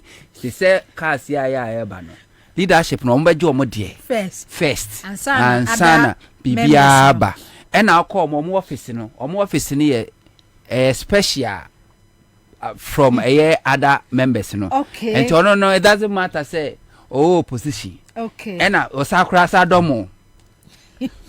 Yeah, quite the pines of Rabeko. Was that me the December because Buano done more nasi. Na, maybe I'm domo nasi manua. Ebi ucha na jo mama. Na senka we dey kan ye man kombo. E man na di nkomo sei. Na be man so dey nkomo we dey say ye man kombo. Min ka bone. Dey kosi u keke. Ya bia say we dey ye man. Mi kosi. E man unsem a wo keken. E man ye e man nanka. Ensem bi say fre na so be man so dey adru. Ghana has ye man do sen na omo cars. Omo drivers here man na drive omo. Nye me man na drive ma. True of us. Eti dia na mimi nyaba in appointment or parliament committee first deputy chief whip minority na ne car consumption me mpesa obebo ka December ni ewura mu expenses enti mimi di mikola ne ba abe fa na makwa drop you we na masa de wa we boni be na mai I was for citizen shows ni na ye koya nim and a daily guide at the story be by Ghana web about Vice President Dr. Mamadou Bawumia. Ghanaians can soon buy cars on credit with Ghana card. Kwame mame story no na mene huntonto aso mfemfiri hase. Eti already Ghana weba. Ose Vice President Dr. Mamadou Bawumia has announced plans for Ghanaians to access credit and purchase cars using the Ghana card and the ongoing digitalization of the economy. Speaking at the 57th congregation of the Kwabena University of Science and Technology on November 24th, he revealed ongoing discussions with local automobile companies, including Solar Taxi, to facilitate this initiative. Okay, the Ghana card will also become the anchor for credit system in Ghana, and it will take a couple of car manufacturers in Ghana. Chale, enti Dr. Mama Dubaumia, eno no ose se wo Ghana card a obetimi di akwa free car. Eno no ye ongoing digitalization of the economy. Economy na inflation. Okay, so story ni nie we banner headline ye ne daily guide eda wo manimu no. Ghana card for car purchase soon Baumia. Etu kuta Ghana card a o ye driver ni a ana se wo ye adwuma o Ghana card utimi di ko free car. Ntina Baumia say obechu su Ghana card over 10 interchanges, because what Ghana card can do, then one Ghana card can do, 10 interchanges cannot do. And you know, or prefer Ghana card than interchanges. A former President John Mahama eba your baby, because almost 8 years omunye interchange biya o Ghana ha de si aha say yes hanu mi akwaje interchange former President John Mahama de omu de amkoye ye watamale nye interchange sim na chese food bridge okay overpass overpass overpass enti eno ho asem no Ghana card ene me ba adwuma na wonto na medua be no abenan mo na no wo ka sembi about this digitalization system. Ansah ewiase no sasa ewo emire bia erabia ne de eba na ye ka about this time com center buy wo fia yeso wanya call ni aba befro sasa atana ye Rollins because na me wo JSS na former President John Mahama ye deputy communication minister, right? So during that time Rollins time, because I remember I think about class 3 or class 4 na me kai say teacher ni bi ani ni tifie. Okay. Na konta wabwa na konta ma na konta kwa brochiri. Na one na konta ne be kasa. Yeso ofaka kukumase. Okay. For kukumase no akotena com center hwa atwen ya. Ama na konta na afre no Ansah na odi nkomo no wi a. Na asma me ke odi faces kukumase no is about 3 hours drive. Ansah na waba. Okay. E wo mu an bi ba tachiman. And now freezes a call no attesting king so I know just to receive a call. No was about to make campa na misa. Okay. In terms of Rollins wa Samra na John Mahama mu sa communication ministry sector no wa mu ho no na chese o mu introduce ne bae e na ba na nimu ama internet cafe bae no ne ade e ba ya former President John Mahama Eduardo Mane Boama enso be ye communication minister during his tenure so a omo sa formula fiber cable sa Accra Digital Accra Digital center omu esi ya no ne ade so era bia ne de eba nanama o de din kama menchia etiefo ne ahwefo na wie me gide so bibia apome ya menchia maame aba ekunwo mi social media abate obi a wo se wo kwa adwuma se enra wo pon anopai na wo so obi so edi be no do feye mami abana dabi odidi fufuro bi na wa ono pensem fun but me obi a wa kwa adwuma USA emfa ho ono pensem fun na obi anu no enti so o kodi obedi di kwa no hu se udi nsem fo o so settle matter no wi an no because when you nipa no time wa kwa ye adwuma a wo ye no every hour be any sky etu awo ono ti ha no mo ye baba se ne obi any shopping enipa 5 ne be run mu akwa yitira enipa 5 obi atua 10 cedis 50 cedis se o spend 10 hours when barbering shop one ma the whole day when 50 cedis also 1 hour crown so need the whole day and 15 income wonya so why should you even waste your time on this? No nana enye time wasting enen ka ate ye den say you waste your time o mama mo phone what ye rescue mission rescue no one rescue no Ghana very good so Ghana and the only way bet ma Ghana is say we let the people know the truth and him say in communicating to a idiot obi a wagimi an nyansa of more communicate what the impart wisdom into those persons now. Are not adding, but we don't have to give up. Okay. To be here, said the wow can 2016.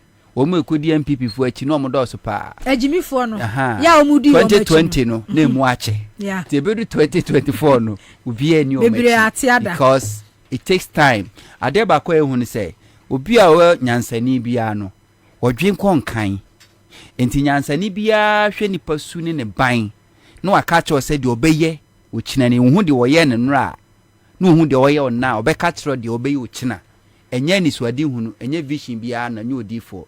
Eye nyansa a nyankopon de amanipa enti se wo nyansani na se wo hu na wo ka kire wo ni kro no a na ontie gise okono okokopem obekobepem beba no soso na years atwamu na ekọ eninti nene enkrofo mahama okonto abono the same people no muhuro mahama 2016 no ene mahama kom na so no makofa bo no de abre no mahama obuoni mahama obuodi na mahama obuoni. It takes time. She Christosum anase Bible. Yesu Christo be wu ko over 2000 years. Semun ko wiasa for na nyina nko cancer panchra da sado be je demona sunsunya. Ye da so cancer pa still as microphone nyini. So we are not giving up. Edding. Nana is not easy to impart wisdom into empty head, you know.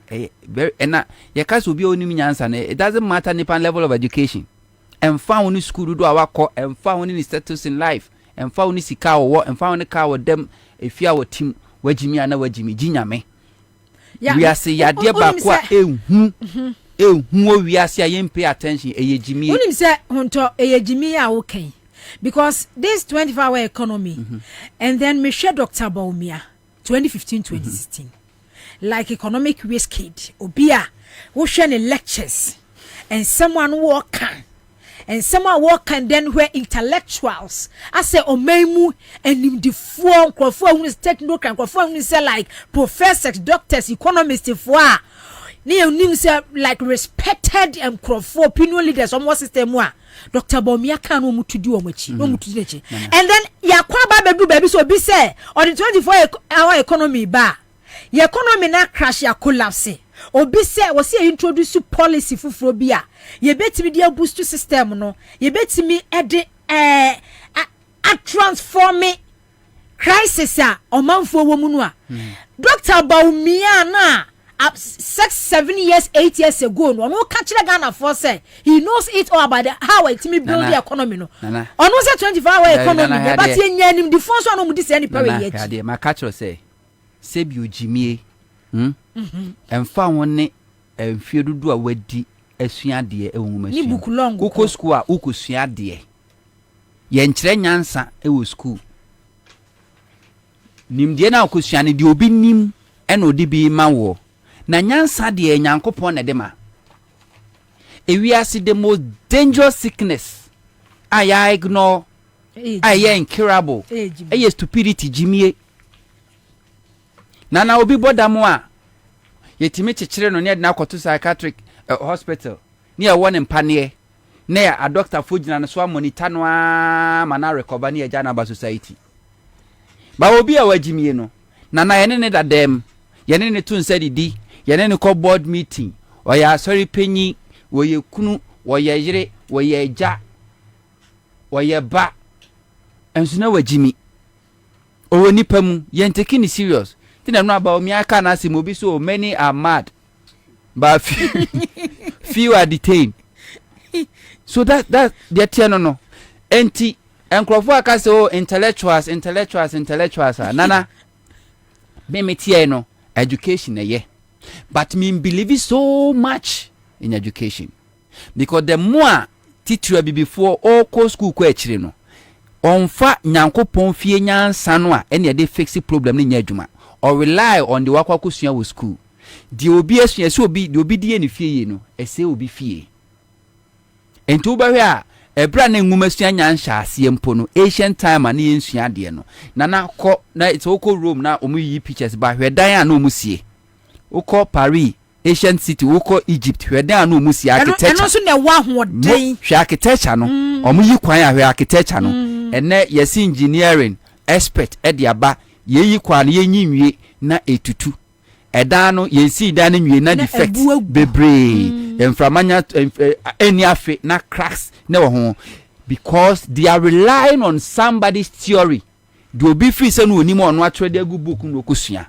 But to ancient times no mo no mu yisu nimdie ne nyansa nyankopon de ama wo mo ano mu di adwuma. And common sense any ye dey fix the problem. Enye nimdie ye the common sense. And they fix the problem. And that common sense in nipa wo ken no lucky. And 20 mean fix any problem bia. Nana ehu mesi so hu nipa jimifo a dwane because ni wo hu sin bodam ni. Back to Dr. Muhammad Bawumia. But before me call Enra Accra High Court the ruling about say Office of the Special Prosecutor Colonel Damwa NHA formerly at Ghana Revenue Authority Custom Divisions. Omo case no me buy no special prosecutor report or the boy indict omo nyina no wakwahye kese wa clear omo ena wahye say special prosecutor send 10,000 Ghana cedis damage wasa ka kire omo say special prosecutor won hwe no anye enhwehwemu bia amfa Canada moa ene chi no ene labianka din no special prosecutor court was seen kwase mo ontimi nya hwehwemu bia nana we are setting a very bad precedent so hwade common sense ne bi ni o de ntia magana fodoro na ni gidie e wa temu atran ne bi ni o Canada moa eni sa chei omo ena ye adwuma boae e ma la bianca evade tax ena the special prosecutor investigate no yusu Ghana mra ena mra na che la bianca kwa kotua 1 million Ghana cedis watua o watua sika no na sika obi atua nanka wawia na yegyina mra so amana tua ene court ka kire yen say san crofo no a ebo la bianca man evade taxes no ma anyamfum so bia me was can the money has been paid to Ghana's cafe afesu su kra no special prosecutor anya no anya nhwehwemu bia mfamfo mu biam wabane wo muntimi nya nhwehwem bia mfamfa la bianca ne Canada mo ani chie ho me was say sika ne age what it means in some common sense Ghana says cannot see a refund back to la bianca because onya boni bia because onya boni bia bakot na nka say sika ne refund se enya wo mu anka la bianca be invade that taxes no and to see the case ampa yes who assist nipa no invade tax ya yusu mra patapa pie to edem na ne ro ya yusu mra no amo tweska no na mu anyamfum so bia wa anyamfum so bia dia why do you compare la bianca to pay that money 1 million to the state and this is the court ruling. They say obi o prepare office of the special prosecutor because MPP realize who say special prosecutor da juma na we no wa meye party job for the boys wa maso ba be defend you bia fidie ni you na you and they themselves cannot even survive special prosecutor, so they are now trooping to the court using the system to frustrate the special prosecutor. It doesn't make sense, but that's the ruling. Court say ode aba. Now back to Bawumia. Bawumia say very soon the Ghana card. Yeah. Ebe free car. Be baw. Ye ko IMF no. Na de na de kosi awa ye de je. Ye the Ghana card. Nana nimdian ko na nyansa nko. Osi yakwa IMF de ye ko IMF no. E de na de kosi awa. Ebi ni debt exchange program ya ye because yeah kunkon ho yanka se emfa Ghana card emfa mra ni emfa nkwa China emfa nkoma China for na se Ghana card important value more than interchange. It means a value more than car. That didn't was me Ghana card ko free car mrekwa Ghana card ni boarding emu odru esne interchange mpo emu odru sesne car that didn't was me ko free na Bawumia de nana me say Bawumia nima dwuma wafade ato no ho so no na the MPP for be say di Bawumia term after 2024 election na madwene ho no ne nsem kekana no se MPP for nim say de na say but o muntimi nka ehhehye omobo as osofo abrobe 2020 election the same Bawumia be ka say so wow kada no for kada beje ka o revi yes 2020 Busa say Okada riders saying any de car ma omo. And they are telling us say ukuta Ghana card out me the cocoa free car. Any abai no mass lock loan or mojeje no. Mo omonji gara omonji obia si omonyi si hu bibia o omonyi bibia guarantee. Obi amfa Ghana card no fan konko. Ghana card. Yes, obi amfa Ghana card. No aha no fan konko je. Ebe ma credits. Yes, on fan no konko je. Okwa banga na kuta Ghana. Yes, on fan no konko je. Mika say obi pen Ghana card ku fi de fa ko gina e card dealership. So trobi e be bo wo no. Ma hwa be no card ni na be fa no. Won kan kra so ye Ghana ni. This man as if say won te Ghana ha. As won te Ghana ha. Woni mi de ekoso. Say Ghana card say ye di beye bibia. Okopebusia Ghana card. Ghana card na ye tia ni Nigeria phone use Ghana card. Ya wa China phone umkuta Ghana card. Aisha nwa mu nyina ye che omno umkuta card. Ene ye mfa no nkonko free we omuni anim ye bedi akire. Omuni anim. Ba obetimi di Ghana card e rua bank say me Ghana card. Fa kokoji loan. Na fa kokoji loan ti se mo bia o kokoji loan no court a bank na catch yourself for car papers and now for other papers and fanko the uhia your Ghana card according to Baumia men for ufie nkonko enko ye ensechi by there be men for car men for japade bia Ghana card no a enu kwa na fa kokoye na we say bank krom benya sabosia no even awudome a ruler savings and loans nyo mpo ne be ma obi ensamampo mpo ne ma obi one thing now. Now, when they talk and digitalization, and one thing NDC for. They say I crash and commerce, but Yebeka. Dr. Edward Omane Buama as a minister for communication. Only see Accra a data center. Ministry of communication building no. Maybe a NC or no, omuni see. Omuni lay fiber optic cables no from Ghana from higher duko stream. Mahama pencil, and omu making sure Rollins pencil, and a telephone crab by ina fidie. Caneno to get almost to get a SIM card in Pono. And no new biake can. I'm ready. Yes, Mahama mo pencil Rollins time and ye. Baumia is touting himself. As if someone had as a 2016 ya launch e-passport at a wutimi apply passports. Oye government businesses are ya launch it. But this Honorable Edward Omane Buama na ni 2 deputies mutala. Honorable Felix Okachofosu. When are they going to hold even a press conference to set a record straight? To tell Ghana for that kind of a digital drive no.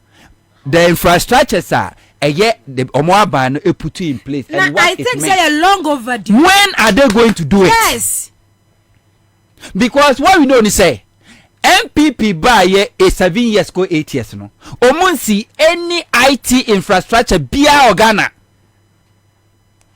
Omunya she.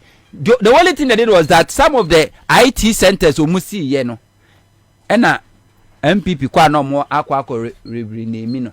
Nom do mudi no mo de atoso. Almost infrastructure bia. But omo na nam e ka che say na digitalization and na kra the mobile money kra de omo person just mobile money po kra de omo na de buy. You have it. Don't just go and sit on one radio or TV station and give that information near helu near mo ensam fama. Na party sympathizers na party members na ye heli and then the honorable fellas ya kasimo and then the honorable mutala kasimo set the record straight. Give her the information, you have them.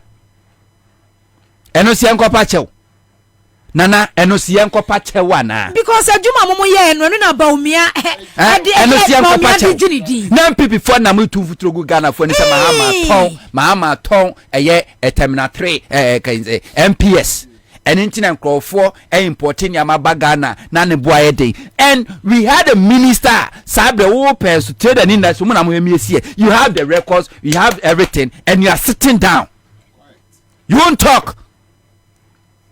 You are expecting say wo no wo fa oti dom because una yen centroni but now by on e kwa kwaji appointment on na sa kwa mo na sa kwa jimi sa ministerial information kwa sa be kire no ho asa gu so.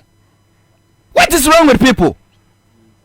Ye try MMPP for set agenda no a tumfuturo no a eba na energy sector ube ho na John Jinapo no aba be yi nsem ano owia no akwa akoda eba ni sikasem ano na ba to force no aba yi no ano kakra no akwa akoda so we dey always no wo a wase we opposition a wase wo set agenda now the government never respond no you sit down for the government to set agenda now we aba respond owia no akwa akoda. What is happening? Obi said Judy Mensah, I say I bought my first SIM card in 1997 after using analog Motorola phone for 2 years. But as if say, NPP, Dr. Baumia, Dr. Baumia, and teacher say, Bibia, NPP Baumos, NPP Ghana Post GPS. Before Ghana Post GPS, Bebano, na Google for Babe survey Ghana, just say cars Uber.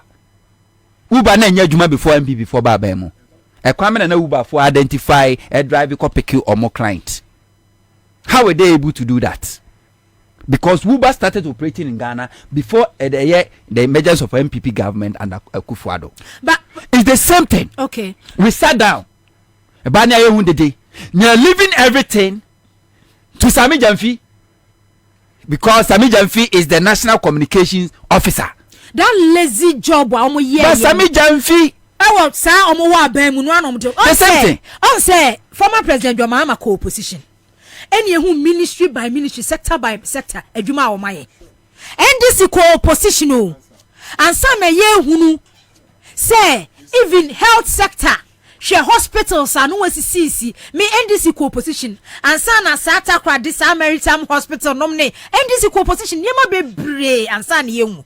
That attitude now no de wa ban mu under former president John Mahama no the same attitude no to opposition because Dr. Baumia na be as if say on na dey say telephone calls internet data ni bi everything uba no mu nyina bi everything as if say he brought it e Ghana ha say way back Rollins na no Mahama but mo yes fiber optic e ya da bi ahontote no ya okay Omane bua mana no ye sector minister na Accra Digital Center we see here we cast a communication minister now what is say omane bua makra ye just a day press conference say setting the record straight now ye director of election oko party ekotesa IT department so now say head ho e dey na preventive eno Sami Jamfi na enko ye enko fametudwa always waiting for Sami Jamfi. We are so masaka Sami Jamfi aje adwuma ni na tenani ase.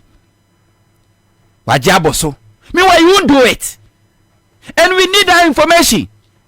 If somebody like you are what console echi. I don't think I will lack this information. I don't know this information here. I don't know this information here because nana it doesn't matter how well I be trust over research. New information na obenya da. Yes. But obi a sector minister now under your watch, under your leadership and all those infrastructures you put it together, you have them. Minister Bia every document, every contract, every agreement. Do they come out ban Bia ko fi or print it e be the fie. When they keep it. Say ko ba se bi allegation be ba na nefa no ho a no abegina so abeyiniti. But you are sitting down. Now no Mahama Koka said as at 2016 Boss was making money, was making profit. If you MP for some fast check Mahama boy. Meanwhile the data is there. 2015, 2016, now Boss was making money. And no, is that to take Sami Jamfi? Now ono koko searching what they buy. Meanwhile, somebody was working as a CEO or boss under Mahama. Sabra we ye mu minister senior Sami Jamfi kura no what ni kuma say dwen mu mu ye wanje position sakase wo dada ya mu ye na Sami Jamfi small boy no what ni kuma say dwen mu somebody Sami Jamfi have to set the record now okofa no de aba no de aba beto already ye did training the awie but somebody was working ye employee be na etu obi ka under NDC yewra Kwame Ewa daako where is he and one is what better just press conference you set the record straight with the figures in to wa and then yanko panda oma Unya the data ne to one more. Data no lie. You are keeping quiet. Obi hiding. Obi shentokrom. Obi shentokrom. Obi din. Don't do it. And the few so they always they go after them. Oh, Sami Jamfi, small boy, and a car with them, what TV at mu, Shefia was here, Shani wedding or yeah, small boy, a deba juman or yeah. Now they'll be calculating how I will live your life. But a juman dawa, they won't do it. Near Ditro, near your debut out the bar, opposition now never responded, position now they be all responding to allegation, now responding to allegation. Baby, I say what could do, so I can say. What are they waiting for? Because said Baumia Kasa about digitalization, as if say everything about digitalization in this country did. Onuna lay foundation, onuna ye bibia, he did everything. Port, Ajuma Omoye. Go and find out who did it. Sa papa no ye o free customer and no special prosecutor, Mr. Abeta Kurugu. Gongo bisa no na lay foundations ni nyina. Under whose government? Under NDC. I don't know why. Sometimes me want me say personal there. It affect them personally. They will come out and respond. But something you have to set the record straight. You know. Then you sit down. And most of the communicators come to radio and TV with no research, without any research. They just come and pass comment, papa no moko. Sir, that kind of communication, a chamo.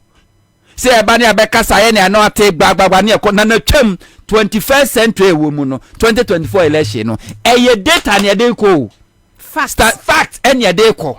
Facts. You do your research, uba no deliver. Don't just come and talk and back your because only say senka eduedo mane boama. Any deputies, 2 deputies. Yeah, a friend is a kahu, Bakuna Bundi. Mutala, and then the Okahu, Honorable Felix Kwacho of Fusukwachi. Senka Wama yet said the setting the record straight, and then party communicators. Edwomo good them data facts in ye about digitalization. The omu ye do mu do ye baby on beto ye after and all my ye and anka kabawumia kwa kana no ya settle way dada and kabawumia kana no ya settle way dada mekan 2016 Honorable Edonomane Boama as the Minister for Communication or the media for call our data center ho a radio honomwa is closer to baby special office the special prosecutor one. Okay. Now I was there. Okay. Go and see infrastructure. Yes, data center is one. But I think one of this kind in Africa. Amun Ghana phone say Baumia knows nothing about this digitalization process. No foundation baby It's not any Baumia. Amun Ghana because say Eduardo Mane Boama Felix mo and you kwatena Metro TV so 30 minutes no aka and no 30 minutes no and one topic what for say 10 minutes we did this yes we led then and no aka but unya the topic setting the record straight na mo come say Dr. Bawumia nkasa na digitalization na as if say ono meye vice president kwan na mobile money transaction kwan ni Ghana ha Honorable Eric Opoku. Anything about Greek or Kasam people phone to me no. What is say Eric Opoku? I lecture and as well general parliament akasa and now if you are granting interview TV so na radio MMP for be responded that omuntime responded because he had the facts always was set pace in the mouth they cannot enti Greek one will be him the way Greek was it here. Honorable Eric Opoku since 2017 obey who baby ya Cocoa board for aqua kodro. And then one name Cocoa board. How did we get to know say Cocoa board are collapsing? We knew because Honorable Ekopoko has been telling us their cost will Cocoa board, a big sector, their cost will be catching. That is how it's supposed to be. You don't wait for the government to lie, then you opposition to come and set the record straight. No.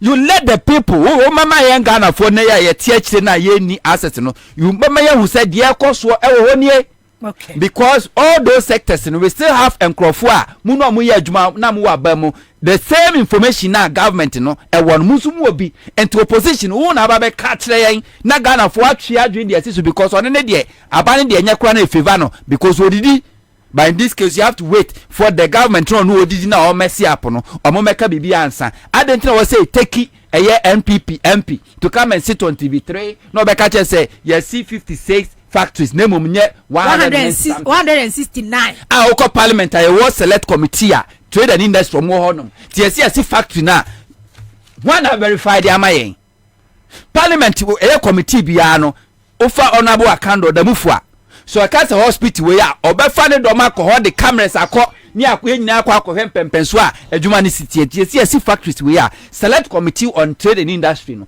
why can't they also mobilize media see because parliament mu omomfa records na list ni nie na yenko ye dan ni can they do that? You can do that. I was for they hear say sometimes yeah budget we say then they are thinking let's go to voter region a voter serene hotel nyanko ye post budget discussion ho and yenko eastern region yenko western region nyanko post budget discussion ho that is all fanfare nko a yenji ani nko a na yet one what is say MPP about me at the list can offer us marking what the list is 196 factories okay this 66 so this a list ni location ni for ordinary Ghanaian and only nto omo nyesa because onu so omo ya ordinary Ghanaian will take a camera obeko baby esi na kwa esi ayana to one fat dini mada but you have that kind of a supervision also yes edwuma no wana abo kuje tabla kwa nyankopon hira na account don so nyankopon hira na abo agenda 111 yi or the press media ko na watwetwetwa say we contractor we yamani ska say because our parliament mu hanzard wo mu bibia mu you have the document wo bibia mu no de nkrofo agenda 11 wo do o makọ baabi a o ma lay foundation kwa bi okọ enwuru o mu nye hwe no aye can of area takwagina parliament say o ma ye 1D1F fully operational 169 afa enipa 169,000 Vincent Asefo na OTTV so say 58 and a year fully operational. Afenipa 20,000. Anyway, I was for Abdullah Sakran DC communication team member Charles Aquaria, a Burun communication officer NDC Charles Bacho Nana Akwaba Major Sonana na Abdullah so Akwaba Nana Masiri baby Mida mema musa ade asa o mida me wo fa muntam sa ade a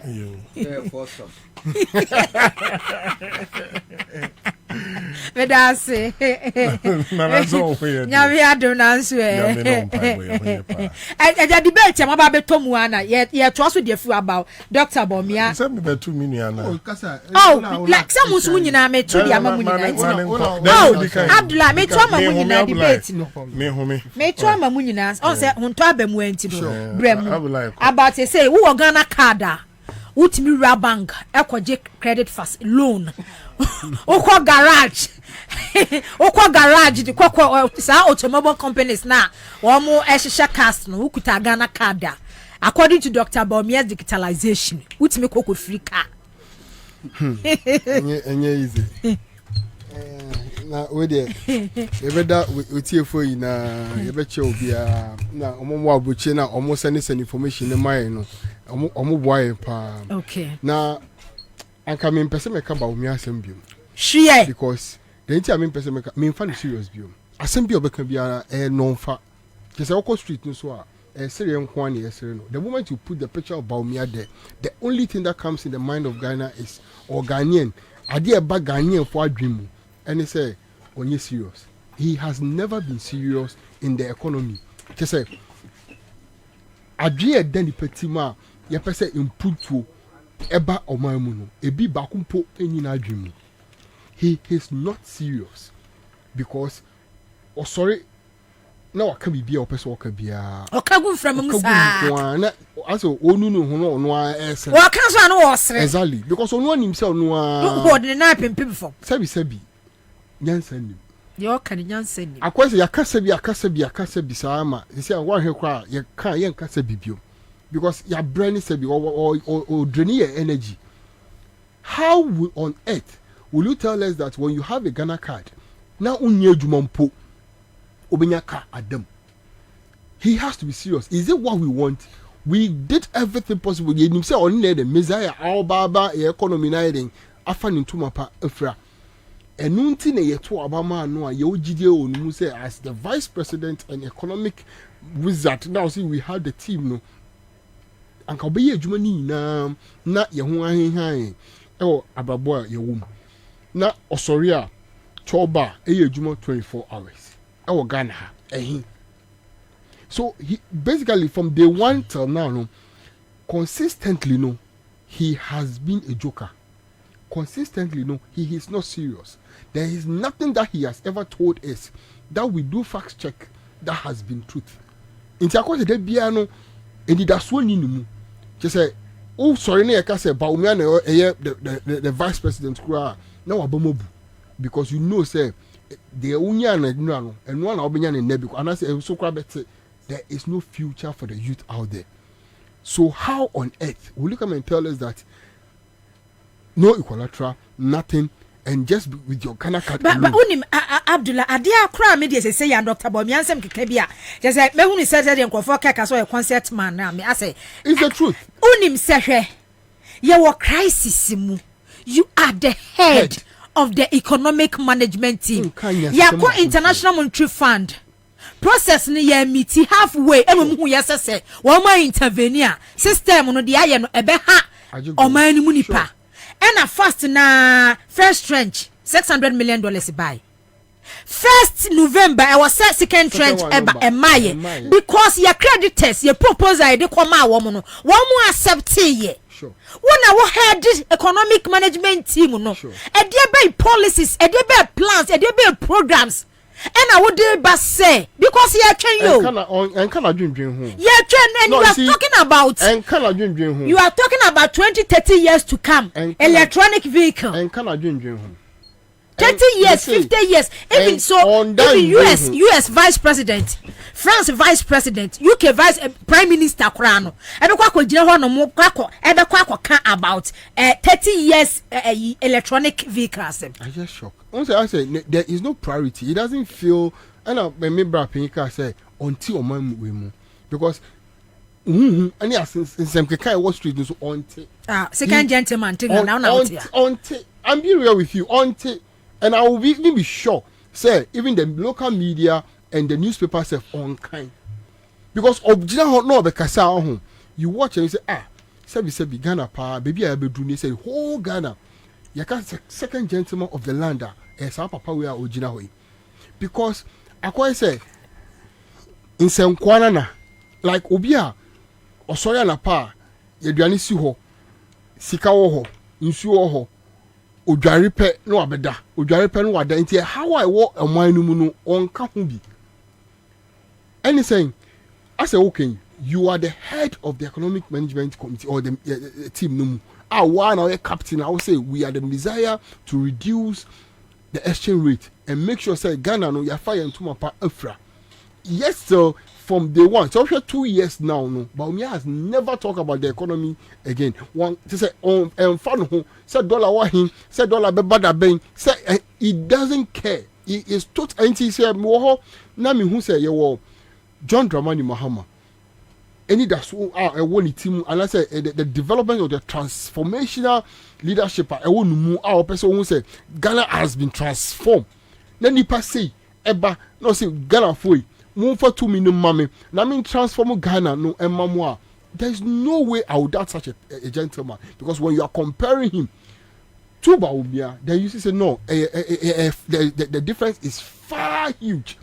And he's saying Obia we see terminal 3 a champion to the sense say one transformation aba your transport and aviation system no more what you say yes this is the manner you betting the ejumana den action Ansah amana ye obi a otime gina na mu a system na 3 which is at MPS port and make sure say we do transitional which is a 2 shift in at the port or 2 shifts MPS air 2 shifts day and night with the customs and it is the only facility or yes I no our port and such a person to come and tell you say he is now bringing a 24-hour economy which is a multiple shift which is 3 times shift a day now and which I will say when you are on the street now all the youth out there no omo afei omo ti fie no work for them omo nye adwuma no have buy into the idea and say no, this is a transformational leader.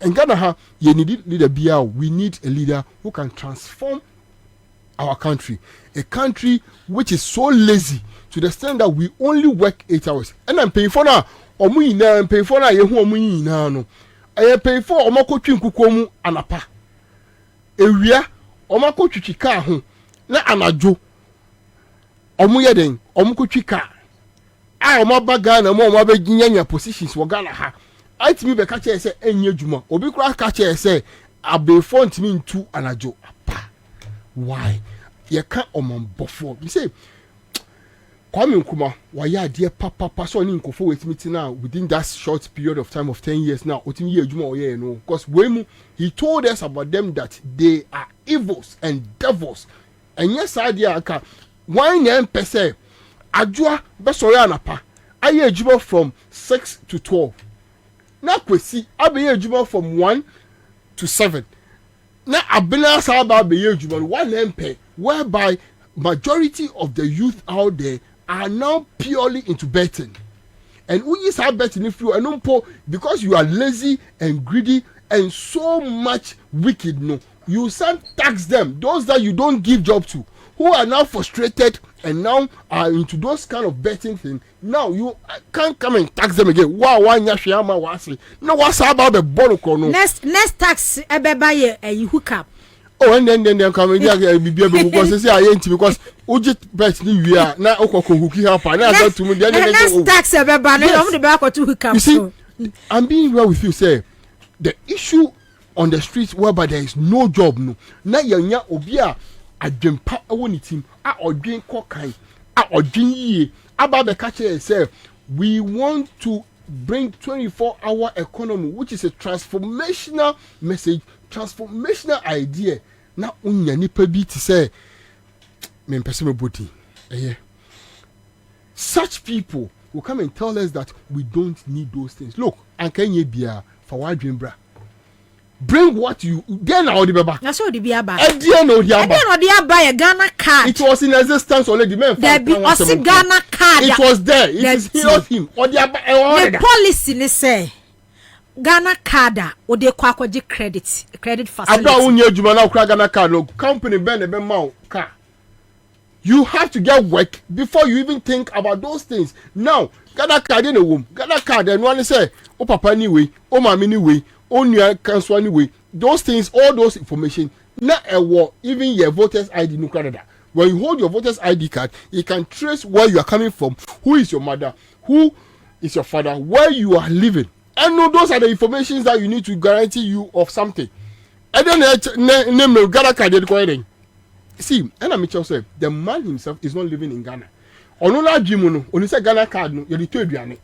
Ebia, oni say Ghana card no, eno ni yedi fo trotro. Oni say Ghana card no, eno eni yedi ye na. So na Jimu a wo ho ni say okay, say me the Ghana card ato aduane. Yes me the Ghana card eto bibia o Ghana ha ene be the Ghana card akotoka abra unye adwuma. You see, when we have shallow minded people, they are not worth what we do to them or what we give them, because we have given you all the platform for 7 good years. By now you are talking about how reduced the dollar has become, how effective the local currency is working, or the industries now, small industries, small scale industries now, how you have improved their daily lives, how you have made sure that you have made one man in Ghana who is working or doing everything Ghanaian possible or making himself or a rich. This is the kind of people we want to see. Where 7 years won't even be can't tell up to a single hospital or in the whole region at Wasiamaye. You can't tell us a single school or there is nothing that you have developed. STEM baby. There here. STEM. Is that what we want? Toilets now, a president, a vice president talking about what you have commissioned. You're talking about toilets. The mindset is not up to standard. Onye nipa yebetimide yewe and all our country, all our efforts are here free from 56, 57 up to date. No, he is not capable to rule us, and that is why we have a president in person of John Dramani Mahama awaba or the transformational idea a 24-hour economy edi ejuma times 3 ever only say anapa so from 8 o'clock to 12 o'clock ube ejuma wo Accra FM we are from 12 to 6 okoda ebo 8 pe onim say kale ken original ho o ko original sa ko ejuma nti onim say o resources no it will become double where you make sure that yes you can take care of your family and every vision that you have can be possible.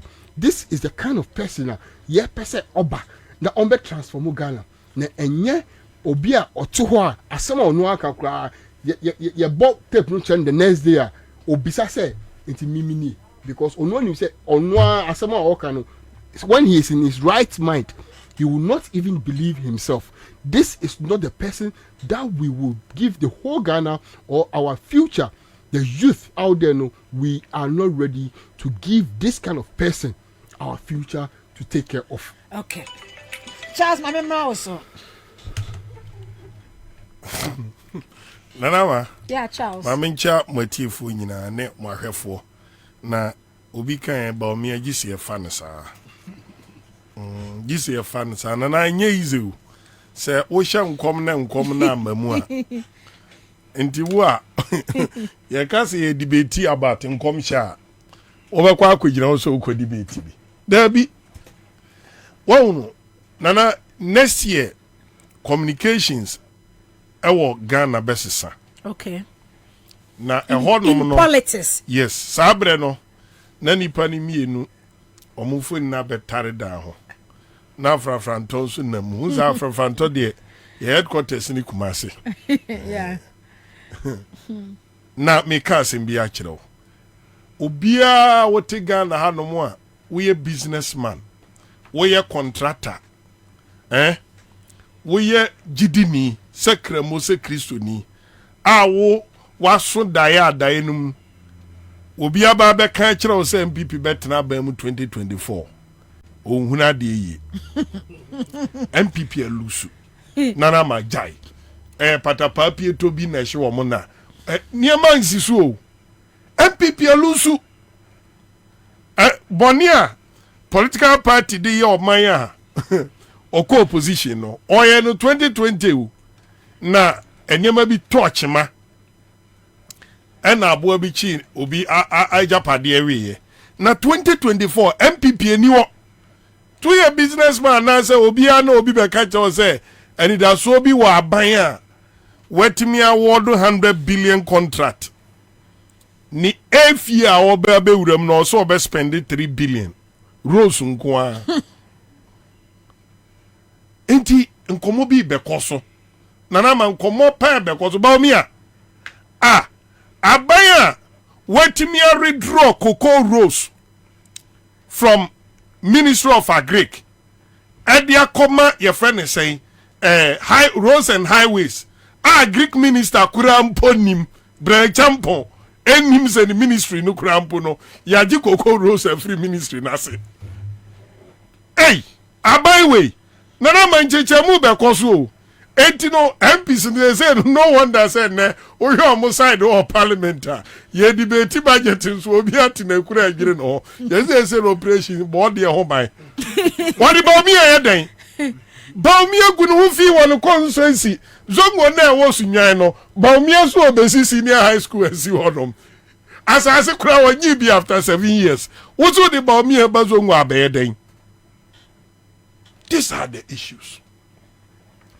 Discussions are be koni. But me the otada when one say, hey, Papa no sham boss we be senior high school amamu no oni o jo mama nshebo. Nana ma ukotechi ma baby a nordness ni zongo for door so pa no techi ma jako. Ohini bidin na da so. Jo mama si befitting e-blog. Ankola omu ni bie no omo nantiko senior high school. Befitting lab. Womu a enkura no koskua no oma kosua de enti mimi region the MPP cannot debate the NDC minim ni others ne ye and we are right to say to that mo draw your attention to near ma joma ma ye ni bi fair say ade adwomama aye yebeka na ask those questions there someone na obeka amana to nkrofo trimu ase ne say bro ne ahafo dwomama si polyclinic mako enum memfa se nan ye ne dia enum ne de one atamils ne siye na sabi agufo ade ne ba omi adi mfie enso dodo say no omasi sika say na fa dwomama nsem. These are some of the things okwa ofa dwomama niema ne nsa kan niema ba omi nsa aka argument about digitalization platform am was umfa ma ho because me nim kura me nim say the house or the home of digitalization the home Accra data center ye data no efie ni ho digitalization na himfie ye Accra digital center MPP for no edane ho no ye friend say baby a katasehye any prayer passport na nenka limited no office ye kakra bi no Jomama Accra digital center ho na passport ko ya papa ni ya ama as say nana ye di 24 hour e be ka ho ama bi mu anya kwa adwuma anwumre e de abeboa Ghana enti se ba se Accra data center Accra digital center nipa afo madwuma Ghana card ya akufu adonom e launch no 15 September 2017 no nanama sadia no mo lanche na kufu ahase dada atamil sayebi niema edi yenwu adwuma mahama ayebi ayantoaso dia obieni honum a obetimia oni andana na kufu ado administration and the investment driving the digitalization ni Ghana card ni we no ba omiane nanado omunche me one building enu na ye base driving digitalization to say Accra data center any Accra digital center Jomama owns it OCE and obia no and wodi ye adwuma internet na ye nkran Kumase any sunyane mo oba a fiber optic the backbone of 4G ye and any 3G ye use no Jomama nyinsan a owo no Ansah no ovra aban mu about 400 kilometers from Accra through Volta region through the 5 northern regions Jomama owns it. But me and me one. Uko Tamale se siya. Uko Kumase National Communication Authority. Omo de omo ewon kan hwan ni monyam. Jomama ni atamel se ni monyam. Uko your friend is saying Kumase die ya esi right after Golden Tulip. And say Lancaster. Meboa. Jomama si Ashanti region there. Buno dia osi 4-5 story building. Owie boss ye bibia besi na omuntimi mfamfie nso edia after seba omia de ayi all the noise making me so omunchire me one all the regional capitals na Jomama make sure say ene sunyan after 7 years e dey Jomama si eye mu yie e dey ama National Communication Authority 7 years under Baumia National Communication Authority gusu han dan wo sunyane omo han dan o si endi Jomama si ya boss wa si ya boss Bikura no mo penti mu anesa task nyina ekoso 7 years Mrs. 7 years in National Communication Authority Kumase de edi omu wie ene ami kase sunyane omoda so han dan most of the regions han dan enti no sabi obi yes system we eto ho Ghana card ba ni a print bi o dey print bi oh bebre enti Baumia has nothing to do with Ghana card nanama Saba ministries say you use ICT, I exchange document, I communicate here. Jomama shase. Before Beziti 2016, no, now Jomama timi tran office. Through television way discussion, video call on the regional ministers, Eriko Poku, on all the 10 regions, giant screener, or person bra for regional minister din koma, enye brankan bio, a cutting down cost of moving up and down. Upper West, ultimate tran office of Flagstaff Jubilee House. No only Upper West regional minister or G update as to what is happening. Baby, Jomama di Ghana do you know? Hospital 2016. Uko Opedia. Now unso card imbiu. Mummy and get information way. A Minister of Health for Meboa or Mumra say all regional and most of the district capitals. No. Uko onumwa. Nye here se wako Opedia you far. Uria. Uko vital signs. I'll be do on near forward information. consulting room what in sapine nebeko obedu oni afford information at the call lab obedu consulting ankasa doctor oni afford information oko doctor no all the information ye lab es happen 2016 ansa ofre akonwa so na sebi ni odi ahoma fa afom every hanum for voter region echo the 5 northern regions and until you timi access good internet or these regions are mabom no oyeden akobo hon samrane me amitie me app I own an app app no me and matu din masem TV me nam developer with them na sabi me yeden kwa kasem when munyam chan Google na me use on the platform dey no John Mahama na wa create the platform the room near me yan say John Mahama ya ma ukra Accra Digital Center even standby batteries any generators are in case of BB can you assembly at all provided ni nyina na this mudika akufu ado basic toilet amawa osi signboard mfie miensa eno kwa ye be ye hu dede me ba signboard no so no se toilet ni si lashibia ebi si chebi nkwanta enti mu amfiri bunu bank nyina mba osi akufu ado kosi toilet yes. Na nyam pipi na buidam na ne signboard esikwo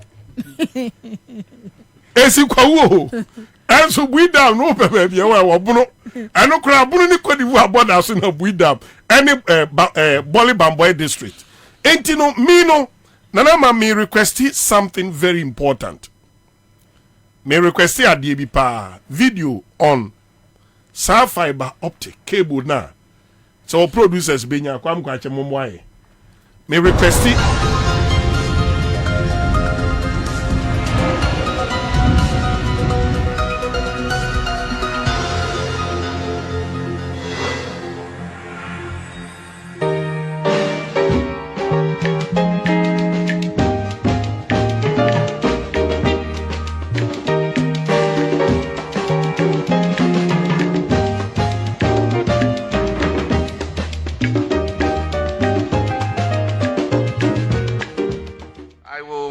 my speech with a quotation I made during the State of the Nation address.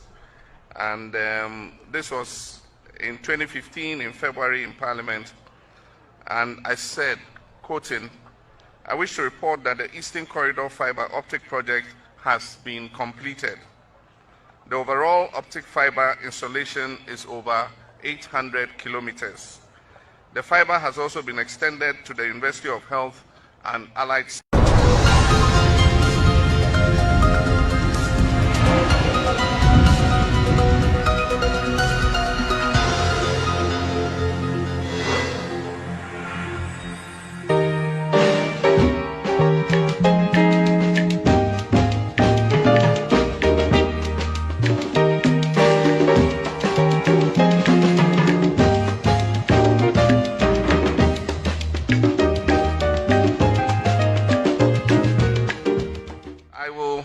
my speech with a quotation I made during the State of the Nation address. And this was in 2015 in February in Parliament. And I said, quoting, I wish to report that the Eastern Corridor fiber optic project has been completed. The overall optic fiber installation is over 800 kilometers. The fiber has also been extended to the University of Health and Allied Sciences. And this project will open up the Eastern Corridor to the information superhighway and offer not only teaching and learning opportunities, but also bring the digital economy closer to the people living in this area. And so today, the Eastern Corridor fiber optic is a reality, as I reported to Parliament. We have developments that are tangible, and there are developments that are intangible. Developments that are tangible are those that we see brick and mortar, and we see iron rods and everything, and we can touch it and say, yes, development has come to our hometown or to our region. But there are developments that we cannot touch because that cable is buried 1.2 meters in the ground, and so we can't see it. And yet the effect and revolution that it would have on our lives is far more than any brick and mortar you can have. Because communications is driving the economy of the world today. And so if a government invests 38 million euro to open up an information and communication superhighway in an area, it is far more rewarding than any concrete, iron rods, or brick and mortar you can have. And so that is the value of the asset you are having today. This is a fiber optic network that, as you've been told, travels for 800 kilometers starting from here, Ho, all the way to Boku in the Upper East region, and then connected to Accra to the data center and through there to the rest of the country.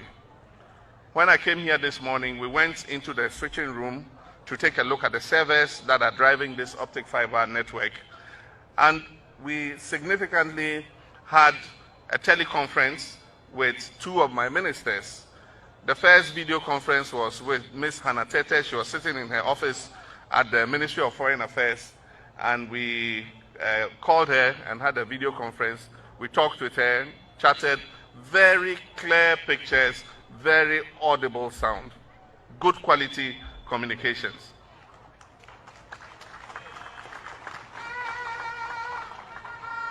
And then from there, we called the Upper West Regional Capital, Wa, and we spoke to the Deputy Minister of the Upper West region. And there again, very good quality communications, good sound, good video, and it was a very inspiring thing. This fiber optic is going to allow us to do a lot of things. As I said, it's 800 kilometers long. It is going through 120 communities, all the way to our northern border. And it is going through 20 districts. Now, in every district, every public facility is going to be connected to the fiber optic. And so for every district, schools, hospitals, district assembly offices, police stations, you know, just name it, every public facility in the district is going to be connected to the fiber optic. 8 years ago. 2016. 8 years ago, no yes, I did we. Enti, and I thought that me di who y'all say. I didn't know say yen repeat it. I did when the internet obi ti Boku. When put na communicate actually say Boku. The reason why also internet ejina so no. Your mama dia oye. Oh yeah. Oko the switch room, echo switchy. Video no me here. Video no wo test it. Way back to 1971 about me ake say digitalization. Sabio. Ma control mano and makuma was the exact word that me find defining the head of economic management team. Baumia. In fact, nanama oye waste. Chese, me run a song fast war. And I'm say omo di boni bi and a boni no omo po obi akatas or whatever. Sa nyesa obi a ontimi ma one digital infrastructure. One digital infrastructure say me and me establish way when a drive your digital system na wo Ghana no. And some me can evidence or share e-passport. Yes, that in a feben. John Mama pencil. Ubenya hana tete video na mami. Ubenya. Mpacho mo mami hana tete video no nso na because weekend di no na Kumasi a MPP Foreign Affairs and Digitalization has launched the online passport application service in line with Ghana's e-government strategy. The service is seen as a solution to the existing difficulties bedeviling passport acquisition in the country. It is also expected to ensure efficiency and reliability in passport acquisition. The online passport application project was introduced in 2014 through the National Information Technology Agency's pilot. The introduction of the Ghana biometric passport replaces all non-biometric passports by the end of 2017. The launch is a culmination of the process adopted by the government to reform the delivery of travel documents for Ghanaians across the country.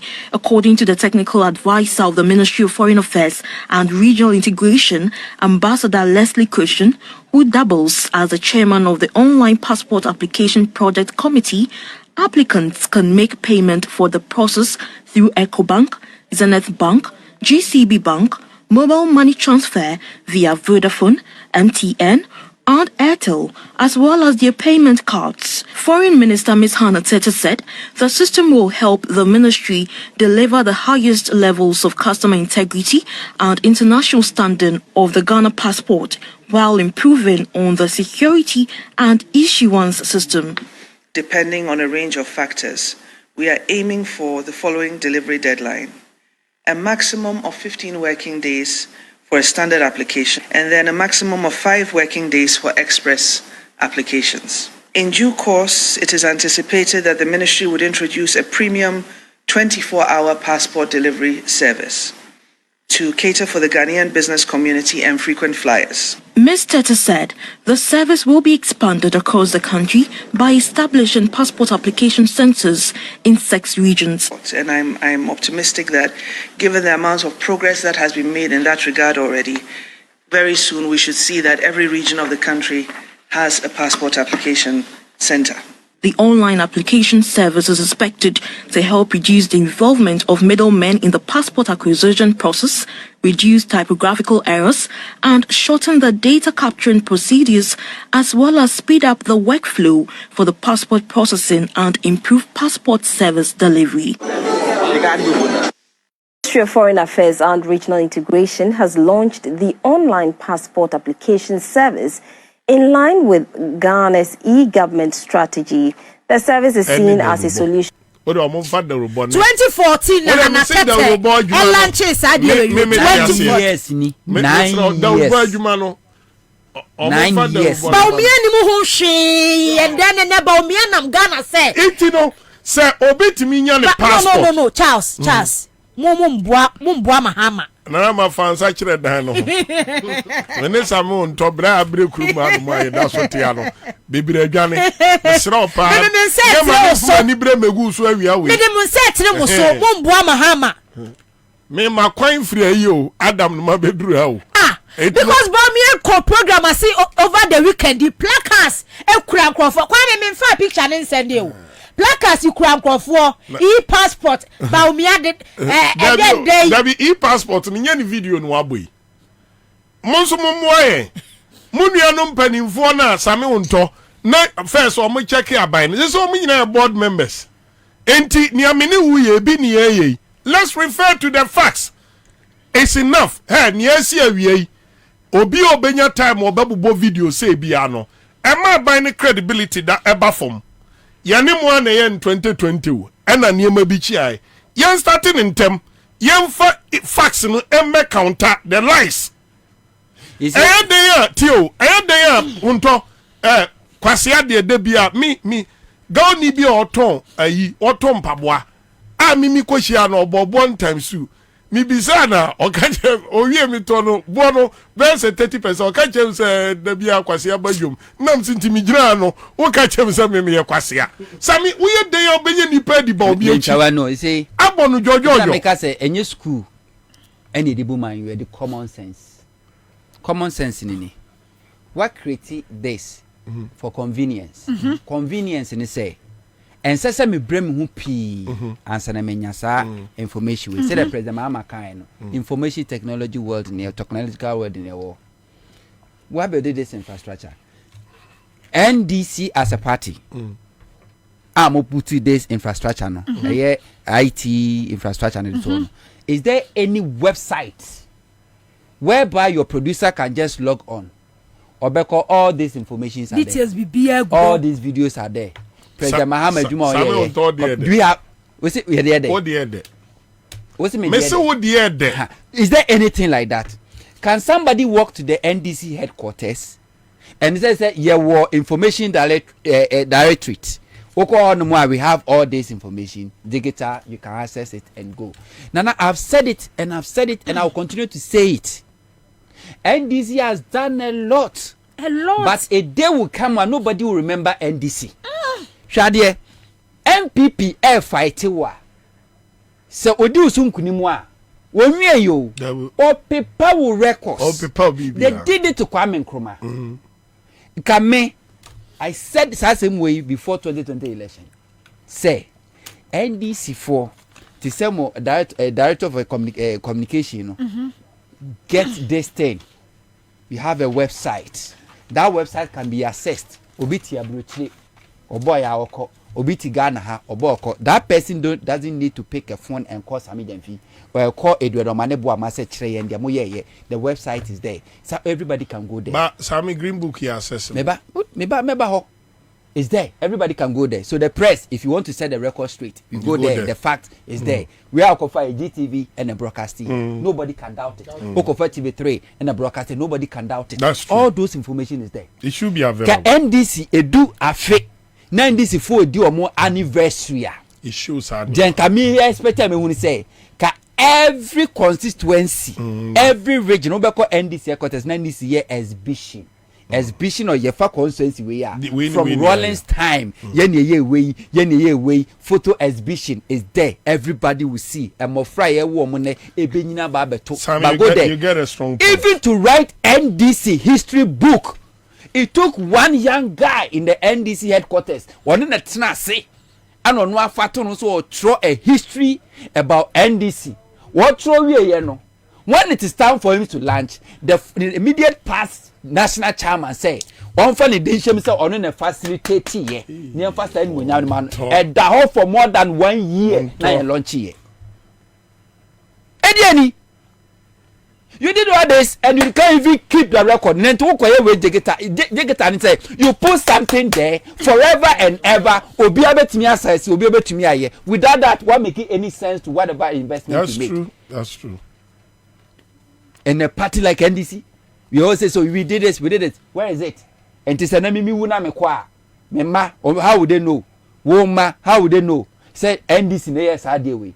And the moment MPP is working so hard to weaken NDC. Now mobile say CPP. And the one him say CPP Ministry of Information down is one. One him say na CPP headquarters. Who knows?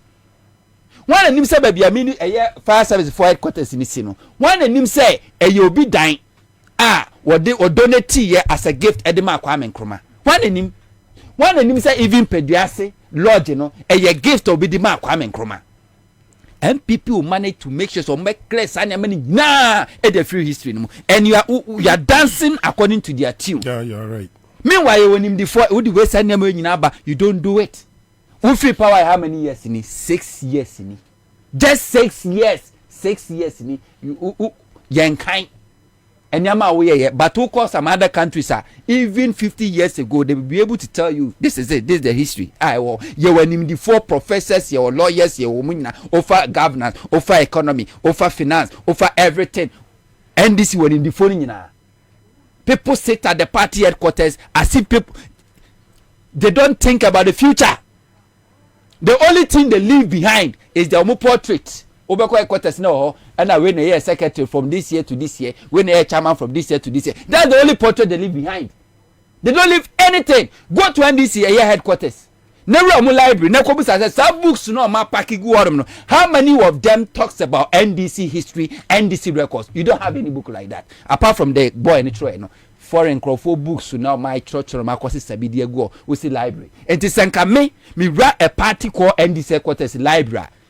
First thing I should know, I should see is the history, the party records, the policies, the programs, the infrastructure, the achievements. They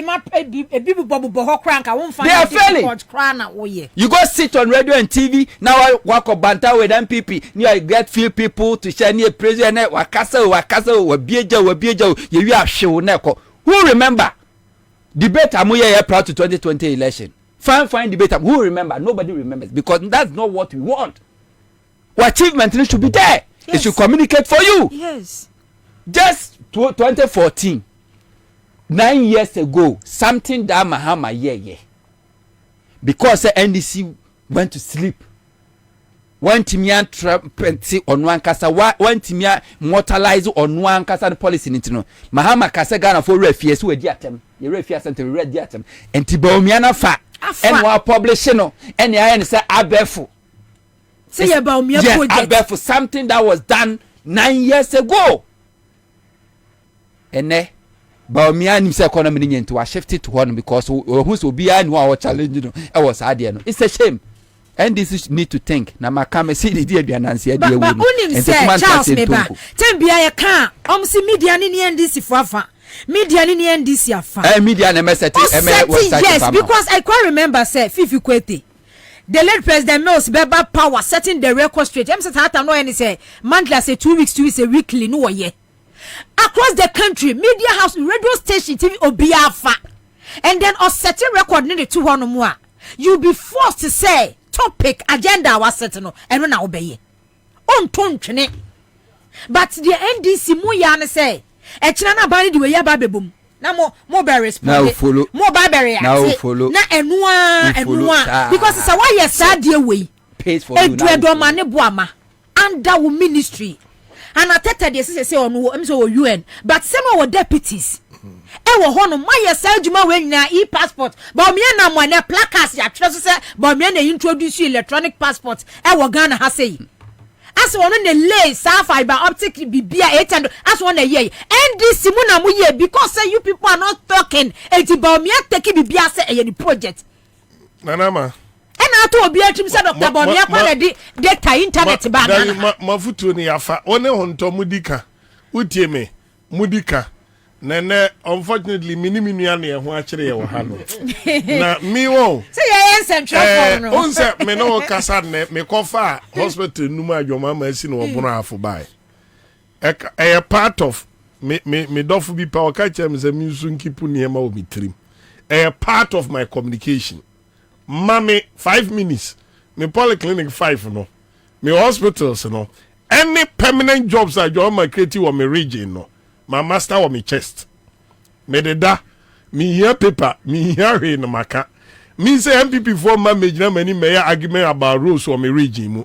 health omomma ensuo omomma enti na ma asemo amudi agu yaso amuka mudi ka tom say empe dawro nhie botom yempe ade nhie botom na ban no yensu say da bia ye counter omuntra omoye den omutwa no. Now we have a lot to celebrate. From Jerry Rawlings, we have a lot. How many of our communicators and say Rawlings na di quota and a first asphalt e de call them bono near half. Obi enim. So toderness or to work so yet. But you know the impact of this? The first asphalt e call bono e call half. E call bono east. E call the northern region. Jerry Rawlings. And so told any build the foundation you could near review Rawlings and review at Amos. Say NDC on any day. Unsa told no to me can no maka say NDC kurano. Matras watch a dear na moye. Me broni afu enye NDC anka television kabinye bi. I can drama kura near record no kumase. Any abi in cinema center or broni afu. Eddie achre. It took Jerry Rawlings. Electricity babuno. Wow, niema kese mienza mi bosi. Electricity babuno. Yesi bimu kansa bunu di ode kani ako wa ode kwa yedai. What the language no? Sunyani ya bunu regional capital no. Na ebu anyumre 10:30 ani adum generator. Ogwana na kani awa generator. It took NDC. Jerry Rawlings ene di kani ababuno. All these things history. Assuming san krana you started democracy no about 1992. 1993 basic na yedi mfie duasa no. If they don't know some of these things, say niema we bi o man tia. Forgetting say about to aye kotwe 2016. Ebesi 2024 yin mfie nwotwe nanama mfie nwotwe no utifri nkra na omadi 18 years no mu na nkra no wo mfie du no omunim niema bebiresi wo jomama time. And to hear this information, which Munso Janguyachi Munko so na current affairs no yen data your economic performance under your mama as head of economic management team no odi oni Baumia to forma wahwe flat Baumia plus Nanado your mama nkwa be mampani no odi your mama achievement to nche any sika opia wetimi aka kire say see the 40 billion efa jo mama nsem no Emmanuel eniema jo mama ye no bebe prince yas enso sani pano or struggle say obebi hospital back after 7 years no aba be kan kire wo say after 8th year no somewhere middle of the year obebie hospital 50 polyclinics o mesremo sa argument no too early to discuss me the Mahama polyclinics are oye nyina na do converting into these hospitals without infrastructure William the polyclinics no were converting into your friend is saying district hospitals but the shameful thing is sami unto William say adia na ye polyclinics no ne standard no krampo no district hospitals are good for so obe commission nanama William say ye polyclinics no infrastructure chain no 6 unit classroom me kira omo district hospital no yes ni say so no and entrance no ya nkyɛnse ayi lane na nso to a wonanti fam ni ya connect ya na ya connect ya any district hospital no wodi wonim kura a deputy minister of finance yi ne wo injiresi o kokwa ba ku nesi sa omo clinic dada no ho no abna ose asare 6 unit classroom ayesi no 3 square any edin nkyɛnse na atwa mfimfin ni ato din district hospital enti Mahama kura district hospital no ukoni e kase Mahama district hospital ni a the list I am for nipa 60 bed 60 enti you are right how many people say chairman general nya press conference kura na no say Rollins in the sea Sunyani regional hospital sima ade bia kufa de abesi enu ni tintin nyina ti say wa beto your hospital ni din Sunyani teaching hospital wa bra ye ni MRI e wo hodom ye hospital na ye wo say si ano ye ni consultants a qualify say ye teaching hospital at least 400 bed ye hospital ni no 400 bed unim ye teaching hospital emergency unit bed or 12 hey oh NDC have a history we have a history ba obehu ni say omo be yehu de da yehu enka wonu baso bebia no no ti se jomama bakro mo memenda na sa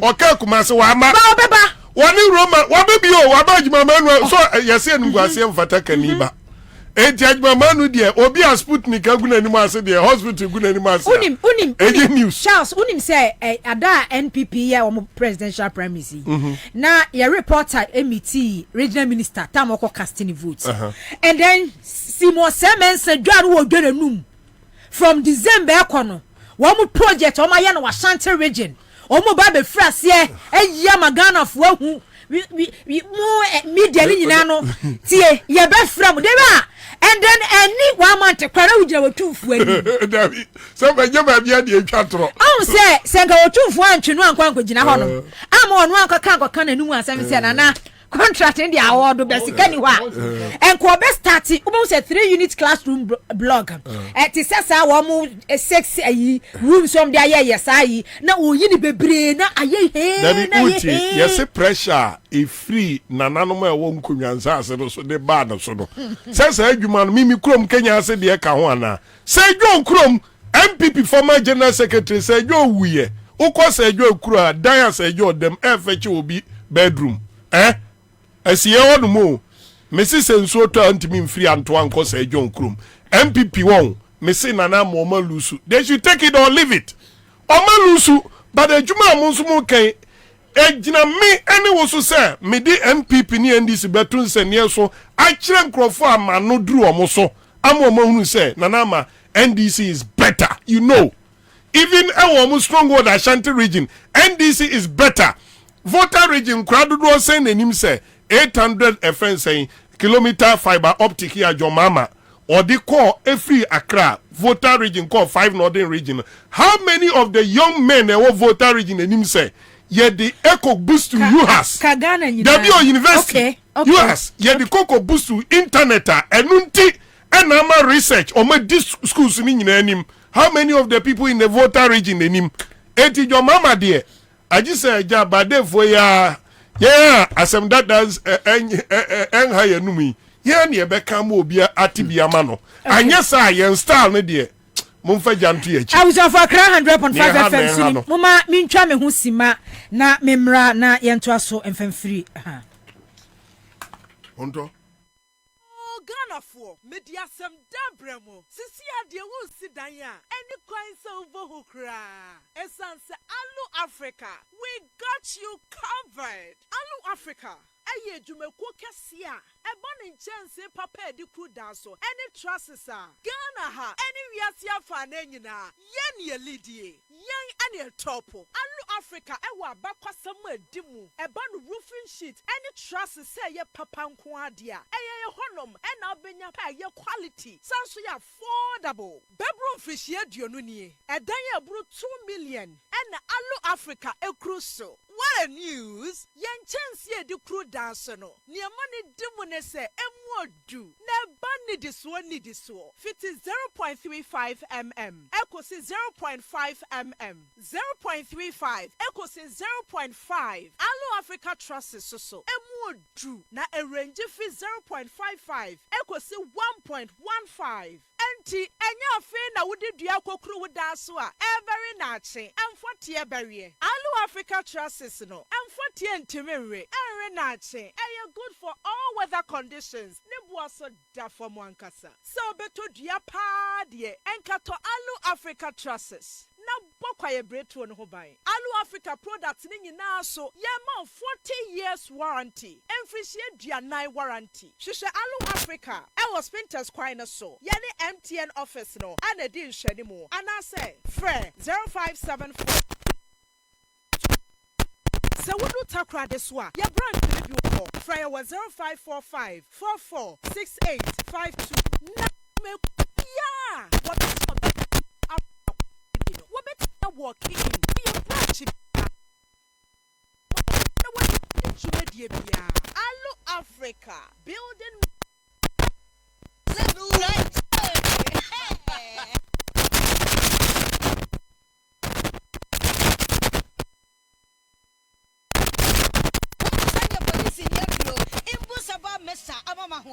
refuse to grow any offense immune system onyankopon e de ready pedua mu sem moye ho ban no enna sa wonom imbu saba mixture e pagya immune system na bribia ya yare ntimiu sese die amanfo dodo no a na di imbu saba mixture do ne ho adanse yesen enyarewa horo anipa enyina etimi ba ne so ene nyarewa kese nka ya wuti ne din ene ho ka na oyemu ahyew nyina no ebo ye ho ban efiri ho enna wo mpo a omu wanyarewa ne dada no omunum doctor enuro no enum imbu saba mixture no a emo mo ahoden pintin ya wo munti mpo se yare ese omu ho imbu saba mixture ewo kanshi ene o man mu babia ye to enuro etufo mfre 0246 208496 FDA ahihye se adwade nkrato yi magye atomu se ye. Hey, say the Mako who ever Greenfield Scientific Herbal Clinic no. Me who crave you me. Say enunti no manya award wa. Eya word best. Obian transe Emma Dumpem ya de. Ka say anase me boya de enkan to dem bio. Greenfield Scientific Herbal Clinic. Asa nyarwan te say ne ekuro etu no. Ne enkan ewo nanum. Oba na be mo pa wo. Ene enyarwan kaye. Nansi ma me ka say ene spinal cord ho ekaye no. Greenfield ada romenti ene wasa so de gina na so epiem. Greenfield Scientific Herbal Clinic. Ewo ultra modern laboratory and a diagnostic machine sa ahihye ni pedua ni mu ankasa. Greenfield Scientific Herbal Clinic ewa Nungwa Dogon Estate Junction last stop fra was 0243 983 906 and 0261 651 898. Greenfield, God is our healer. Greenfield, your last stop. I believe.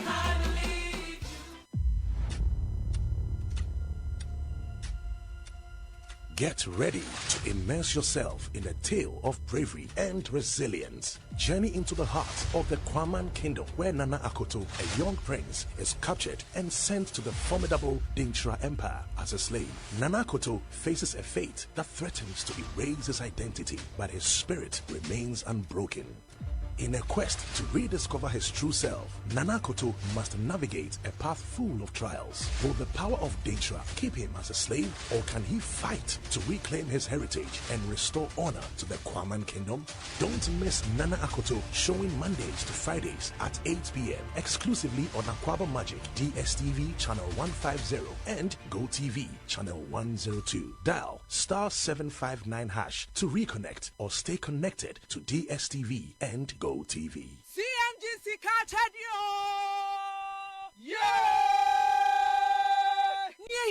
say, Ubebo star 413 hash. Ewo MTN peso. Amunumu honomwa. Na wansa kawata die. Aye CMG sikacha die promotion. Yeah, afi yesu ye bedidio. So pesa wonya CMG sikacha die bia. Enye kwai we na befa so. Step 1, bo star 413 hash. Ewo MTN so. Step 2, choose Accra FM. Na we die the prompt nechi. Esu a wonsu wa sikamu nyina. Ebe kwa na wie yamao. Sikacha dia promotion. Eye cash in and win big promotion. When you idea what's our year, win your share of 24,000 bonanza. Shaniswo, Dudu Bia won't taxi. Edia ko star 413 hasado. And never more Gwenya say, Umedim kunim. Our CMG Sikacha dia promotion so. Eye cashback from Class Media Group. Kai huna say, Sa Jumedie way. And she shared the home. The National Lottery Authority. Our Caritas Lottery Platform. And a boy chidom. Wunyam fisher dun watri ekwa. Wun ka Jumedie home. CMG Sikacha dio. Yeah!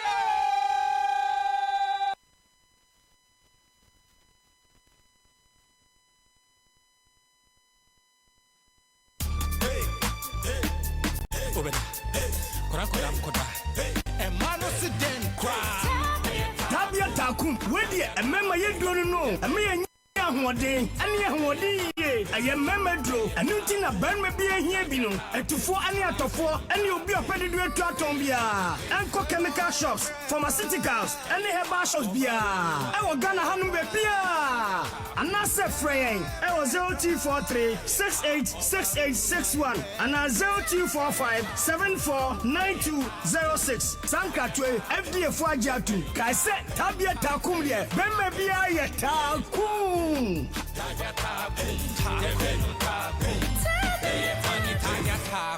Not recommended for lactating mothers, pregnant women, and children under 15. Usika seme nkoyiana quick credit siasia se sika pe ennafom inti na yaba se ye becheche wo yam bosia bon hyehyɛ yɛn ho wutumi babosia edifi aso ye fee 1500 Ghana cedis edeko na nea wo hia ne wo national ID card wo hia se wo betu susu wo hia awowa yɛn giseke bia nto ho wo nsanso hia se wo ne yɛn bebue futuo bia quick credit ewo homao say ye dwana wo pese wudi ana wo pese wo hye ejuma foforo ase ana say ye school fees ana bo eyeye wo sumi ejuma ye fo nso ye wo bi mamo na mom kai say ye mobosua ewo internet so afen so omantika krobia batan Bank of Ghana nsa wo dwumedie yi mu enti tutumri kana frɛ yɛn wo 0302 200390 ana 0596 920833 quick credit London made simple kai say dwumedie yi nhyehyɛ kakra wo ho na asmafo nyuma no se Mafia, hey, nothing. What be namely baby so now get a hand said here, I said the same. Ah, now why you be no walk can cock for? Ah, cock for me. Yentama cock for the watch as a bicycle was soon my 1 minute. Was it in a yellow? Sure, a banaka cranium and Michelle near Bua no water so. So when Sissy on ya, and a boom pody and no say Coco Suhano come into to me yet may be an saying. And I make her say, Uncle, I'm your double hair bar center. And it's a boom tonwa or 9 nam baby no. Hey, mammy, or double hair bar center, dear. Or ya, do hey, may say ye Coco Sissy yade, low sperm count, or bar naso bear my own worth feature chromo how near day. Just one code. Diabetes name Pamumre, any coco nanami nimse otiso, nanami nimse Sissy yade, and if you come house utumisa. At in Jifon Poji, mammy or double hair bar center too. Can she mammy abna or double hair bar center, ebe pro credit bank no, a Diana salon a woman. And a shaman so our TMA office Pomua, official town road. Fre 0244 284 728 and now 055 and now 0509 043 539. Mommy or double hair bar center now. I just want CMGC Cartadio. Here, say, Ubebo star 413 house. I will MTN peso. I'm gonna honomwa na wonsa ka wachade aye CMG sika chade promotion yeah afi yesu ye bedidi o so pese wonya CMG sika chade bia enye kwan we na befa so step 1 but star 413 hash ewo MTN so step 2 choose Accra FM na wo de prompt na chi esu a wo su wa sika mu nyina ebe kwa na wie yama Sika Chadia promotion, cash in and win big promotion. When you idea what's our year, win your share of 24,000 bonanza. Shannon Swo, Dudu Bia will taxi, and you cost star 413 hash and never more when you say, Kunim, our CMG Sika Chadia promotion or so. A cash bag from Class Media Group. Kai Huna say, Sa Jumedia Way, and she shared the home, the National Lottery Authority, our Caritas Lottery Platform, and a boy chidom. Unyam Fisher don't watch it airqua, one card Jumedia home. CMG Kachadio! Yeah! 100.5 Accra FM.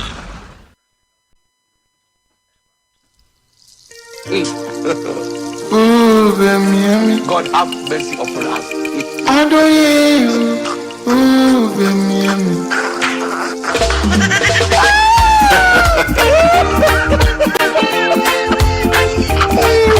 If you give me thousands of Ghana cards and $1 I will choose the dollar.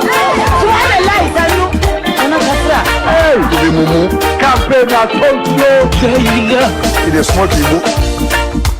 Oh, Miami. One kwakutia, Miami. Miami. Oni kwa kutiano Miami. Oda wedding track dear. Miami. Oda wedding track. Accra 100.5 FM so any citizen show ne na anwumre yesum wo ene producer Semecheska Sika Chade ne Mecheska star 413 hash star for an amateur thousand. And Radia na manche ne edi shame. E dia se ne meche ni pattern obia 1,000 Ghana cedis. Charles say 1,000 Ghana cedis any pattern star 413 hash. Star 413 hash. Star 413 hash na eje wodie na yenkwa yenim. Ene awie St Andrews Senior High School. St Andrews Senior High School say men kanchira wo say or vacancies say obano watwe BEC resource no aba na say open school papa bi ya woda wo beda edo ba kwa St Andrews Senior High School na men kanfo emfama wo bomodin na no obani nyina anko or boarding facilities opese obani su kode a uni ha ubia na chrese ne udi a chrese vacancies form 2 form 3 classes su nyina wo ye bi ho wo ye general arts business home economics agric science general arts courses ni nyina visual arts wo ye bi ho bomodin friends 0546048332 0546048332 and now says 0249832015 0249832015 ye wo teshi chibleo last stop top choco chocolate spread ya the fat bread me chocolate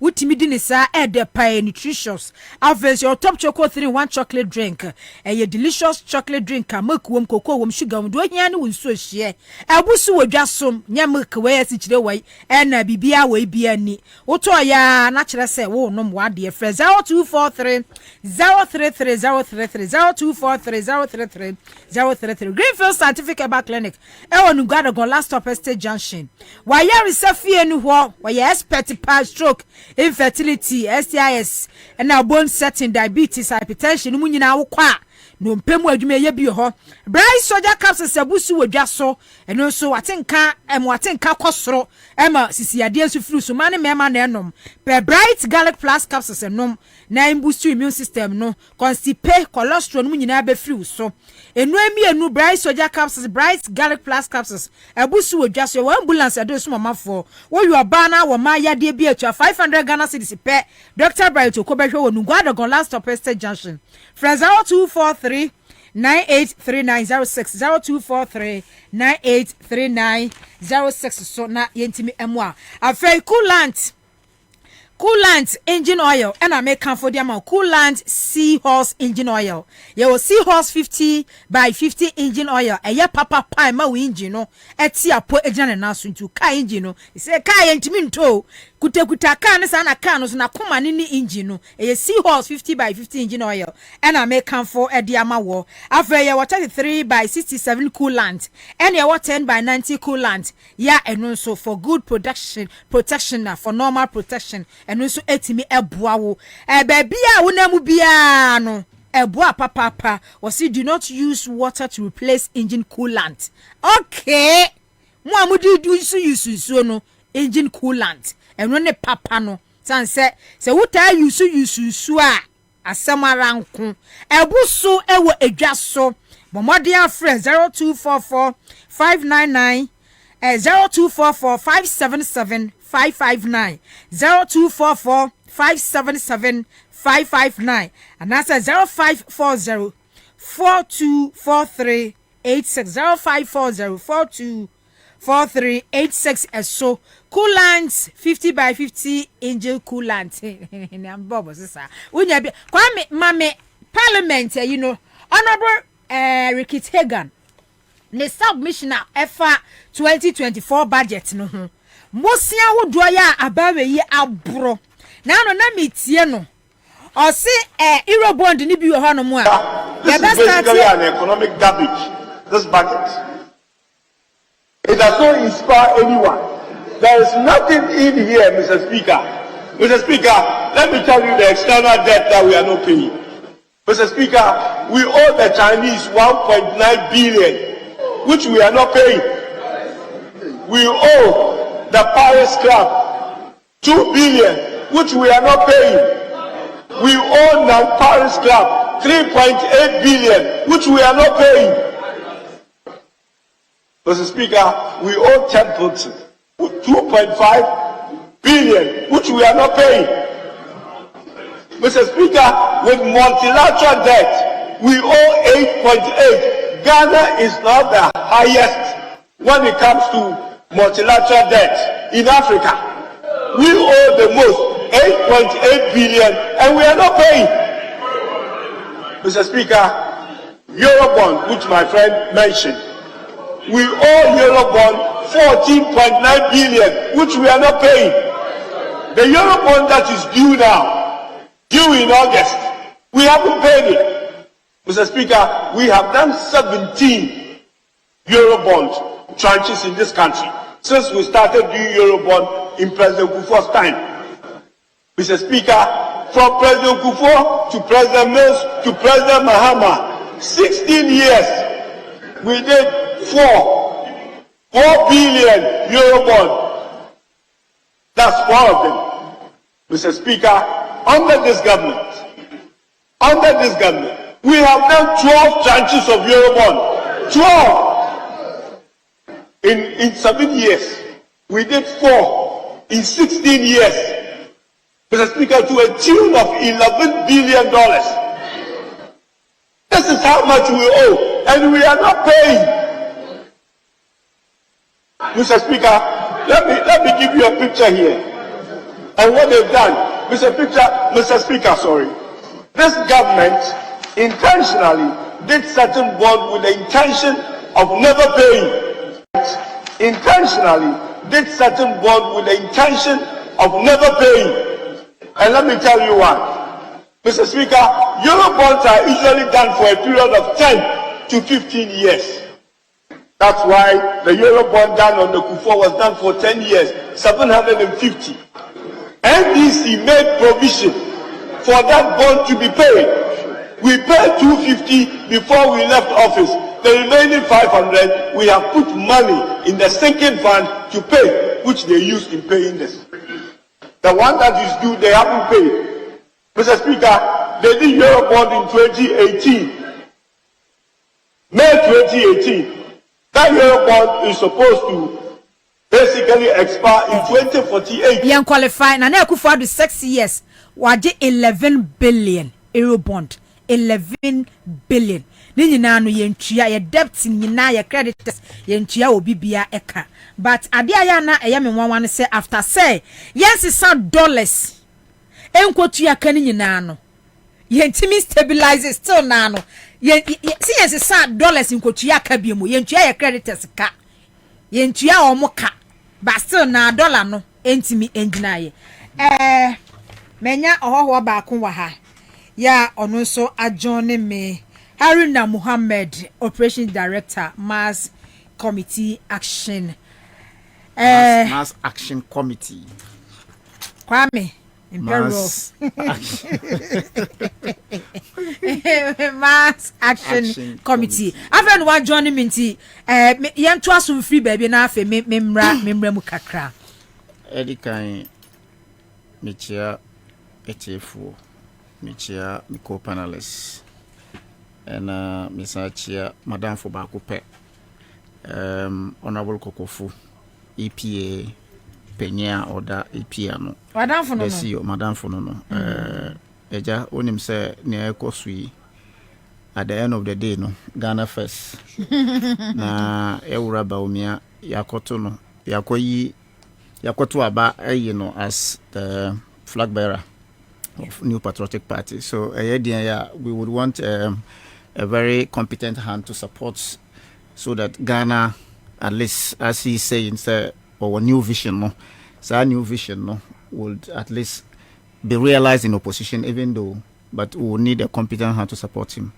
Also, no, my main share near me co-panelists discuss here about me work on.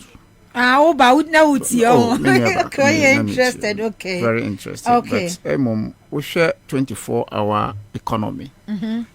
It is not something that is new to economies in this country, okay, or countries in the world. Na Nientina, His Excellency John Mahama, a proposal. A 24-hour economy. Abra, His Excellency Ntrohine, the tyrant of our time, making every Ghanaian to realize, for them, they could be better even if they die, some people, under a leadership such as this useless government, Nana Akufo-Addo led government. But we share the rationale behind 24-hour economy. It is not for one person's interest. It is not for His Excellency former president to say, Murani 24-hour economy to support my government so that obet me eternity things round at any given time. But with a vision, we as a country is about time. Yanrani something like 24-hour economy so that together we can achieve the common interest and common goal. And it will take you and I to be able to realize, if indeed we practice or we emulate other big economy like US, UK, the European Unions, and whatever they are doing.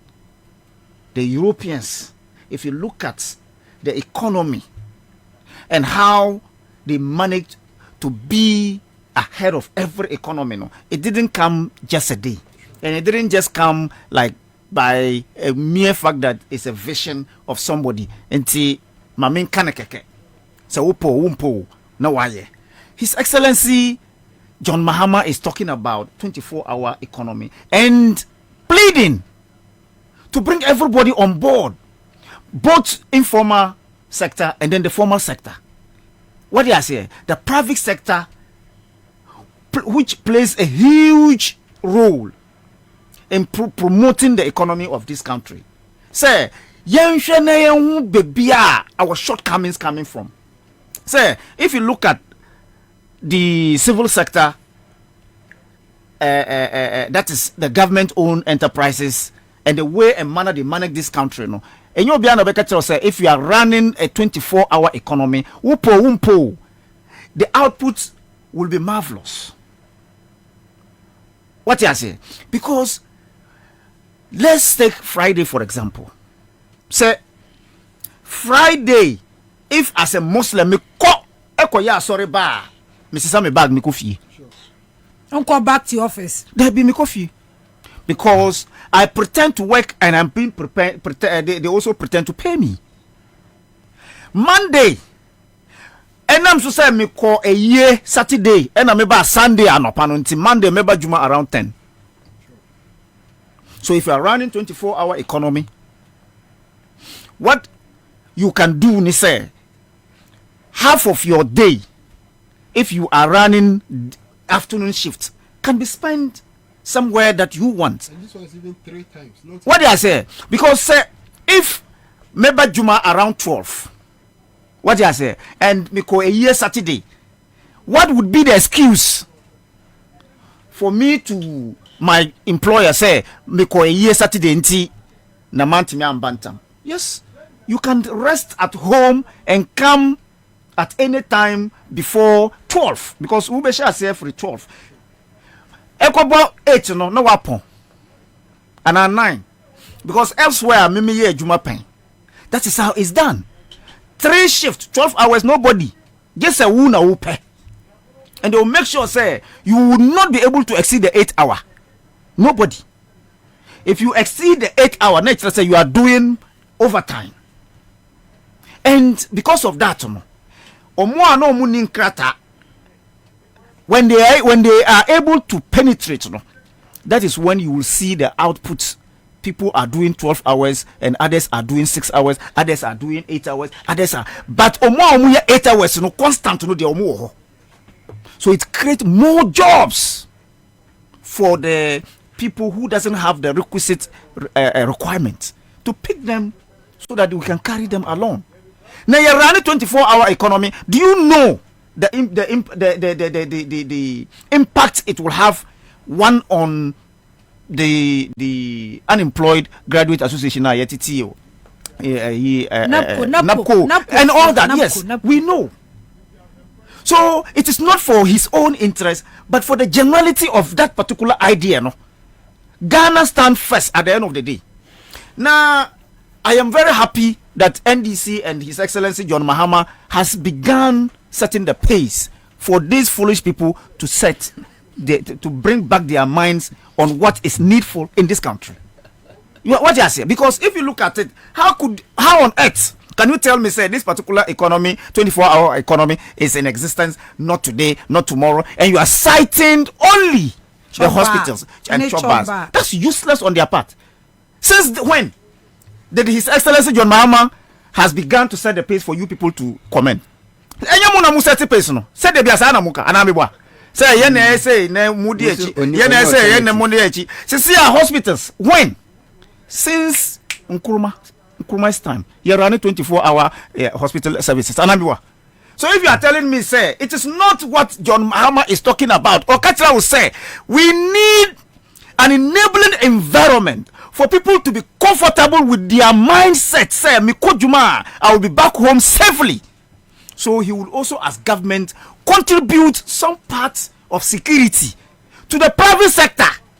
Say, Mikofia, Miko asunjuimu, Miko akodru asunjuimu, Miko swa, Miko akodru jumomu asunjuimu.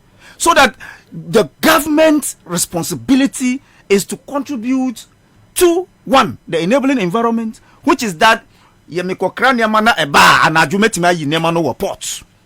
It's one of it. 24-hour. Ananiwa. At the ports. We are wasting so much time. And you know what will happen, sir? If 24-hour is going to be implemented in the port, no demurrage will catch anybody again. Demurrage na you see delay demurrage abana charge no. Embabium. That's one benefit. 24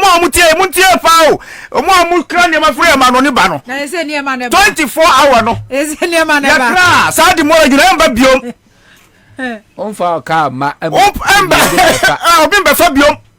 That's one benefit. It is key to aboso kai matofo.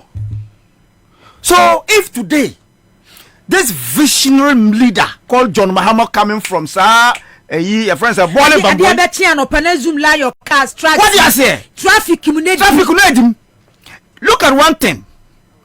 Wofa sa kwanya eko amasamai. That road network. Omuya juma 24 hours. Look at the impact. 24 months. Go and see what they are doing there. That tells you that if indeed Saminiwu me factory and that there is so much labor force that I would need, but enam so say minisika, enam so say minya juma, mintimi ya na juma nti. The delays in terms of delivery period na yema nkrofo no, yentimi hia, yentimi miti sa target no. Then of course you can be able to manage your human resource effectively so that you can meet your demands, and then when you are able to meet your time, your target, your output and your input would be what? Would be ascertained and be effectively executed. What I say? So this is something everybody should embrace. Look at the passport office. For example, I know, say the passport office, some part of the passport office, maybe I'm printing, they close late. They don't do 24-hour service. No, foreign affairs. Maybe I print a passport, they close. Some of them closes around 12. Of course, yes. But go to the passport office to see the backlog there, and they'll tell you, say, because of material, I am true because they don't have that motivation, and that's why the Goro boy who go as early as 3 a.m. We go to Goro boy who sell lie abra on here passport or per se on sell lie ma obi, so that the person can be able to do what, get access to it in time. Look at who koye your friends saying electronic applications on American platform. 24-hour service is there, but our passport forms go there to Google. Almost 24 at 12 by 12. Now platform na shati. Dear Dr. Bamia so the bay. And me say who go before 12 no, after 12 no, system no. Nobody is there to manage it. The system. Yawura, His Excellency former president, has built ICT centers and then information centers and across the country. Are we utilizing it? No, because lack of motivation no niho. Because if I am there to inform people who are sleeping, the transport system will be 24/7. That's what the John Mahama is saying. Say if indeed the private sector is coming to help me and then embrace my idea, Oba, when you leave work at 12, yes.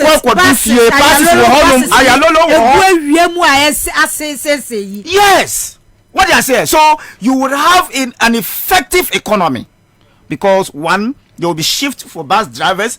If you have 200 bus drivers who are applying the road daily, that means 200 drivers are needed again additionally. So we are creating employment.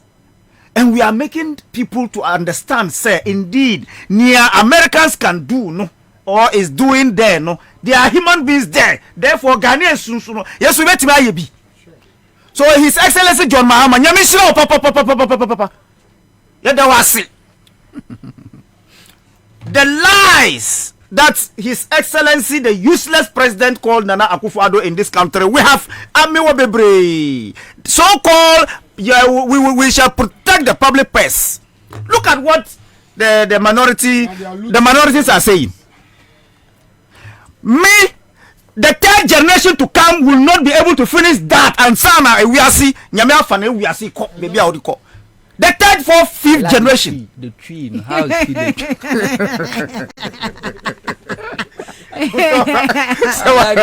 tree? What did I say? So it means that these people have decided to cripple you and I.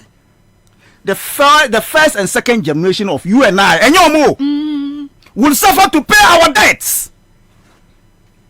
And what would it lead to? And people are saying that if indeed we don't pragmatically stop this particular issue called loans and borrowing for some group of people called Achim Mafias. Menu, sorry, one day, Do you know what we call per capita? The per capita means when we gather all our resources. Now see yenchemo bia as Ghanaians. That's your per capita. And as we speak today, never as we speak today, we are minus, minus $4,000 each. Minus $4,000. Yeah, the cow minus $4,000. 400 million. The cow 400 million. Chobo. Osi say ya say. A car mini woody. A car Ghana ni biade. The 400 million. 400 million. Aye. 42 January car ye the car. A car 2,000. Yes, since I 400 million. Ona your mama tana obi aka 3,000. Yes. They say obi Ghana obi 400 million Ghana cedis. Obi and yet I'm born. When you we onu so beba. Obeba be here this asika no because and some 400 million you multiply by 36 million Ghanaians. E kwadi anana akufo ado nsem. Ni nyina won nsem. Why didn't you know? Maybe they cut 400 million. Who's the car one? $4,000. $4,000. Yes. And then a Bakwasi restaurant $6 million. Good. What do you say? So this is what we are struggling to educate Omuntiasie, and they're still foolishly following these foolish people. Sir, His Excellency Dr. Mahmoud Bawumia, the digital man. Useless. What is digitalization about this that we cannot fathom? What at all? Oh yeah. Emma Ghana. Etimpo. Munkanchire. Nothing. The Ghana card now no. Did you hear what Canada Japan said about Anochi? When Canada Japan brought some people who could do it less than 1 million. 100 million. How much did they do it? I say $50 million. $50 million. How? And you are telling me that because we sika a Ghana card. Now when I catch you say Ghana card, you shall send and you own it yourself. No problem. We are moving forward. He should be on the ballot, but who say, "Oh, Bema." Say now he's the flag bearer. He will see what Ghanaians will do to him. And indeed, if Ghanaians are not gullible as we always know,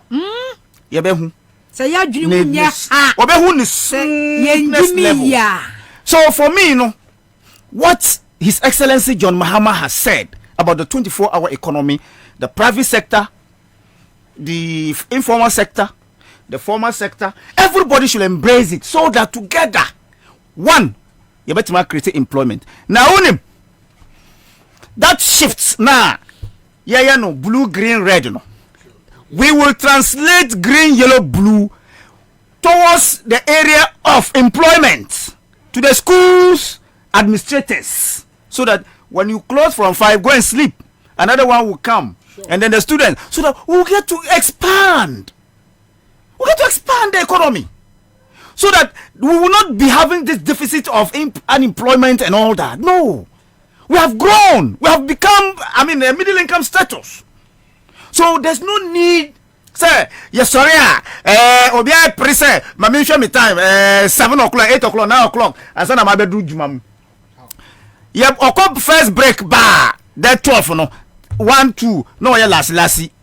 Juma biya ni ho. It is because there's no work. So, but if we expand it, certainly, say nipa 20 beko demo ha, we will expand this room. So that is what it means. And that's what His Excellency John Mahama is talking about, expanding. Don't come and tell us, say, we have chop bars that are operating. Why? Kwasafu. What kwasafu? Asa chop bars no honum. Why na kwadi? Because omuniska. But if there are workers there, what do you say? Like the transport system that is operating 24/7, like VIP and the rest. That is why the chop bar would have the comfort and would have the confidence to be there to sell for people to buy. So if you was in our various communities, in our various establishments, certainly that chop bar would obeda ewo honum etondo ane mame ne me ma ne me busiafo a ye be ko ho akoto. Okay. So that together we can expand. Okay. Now otoa obetua bills and then taxes and that is what His Excellency John Mahama is talking about.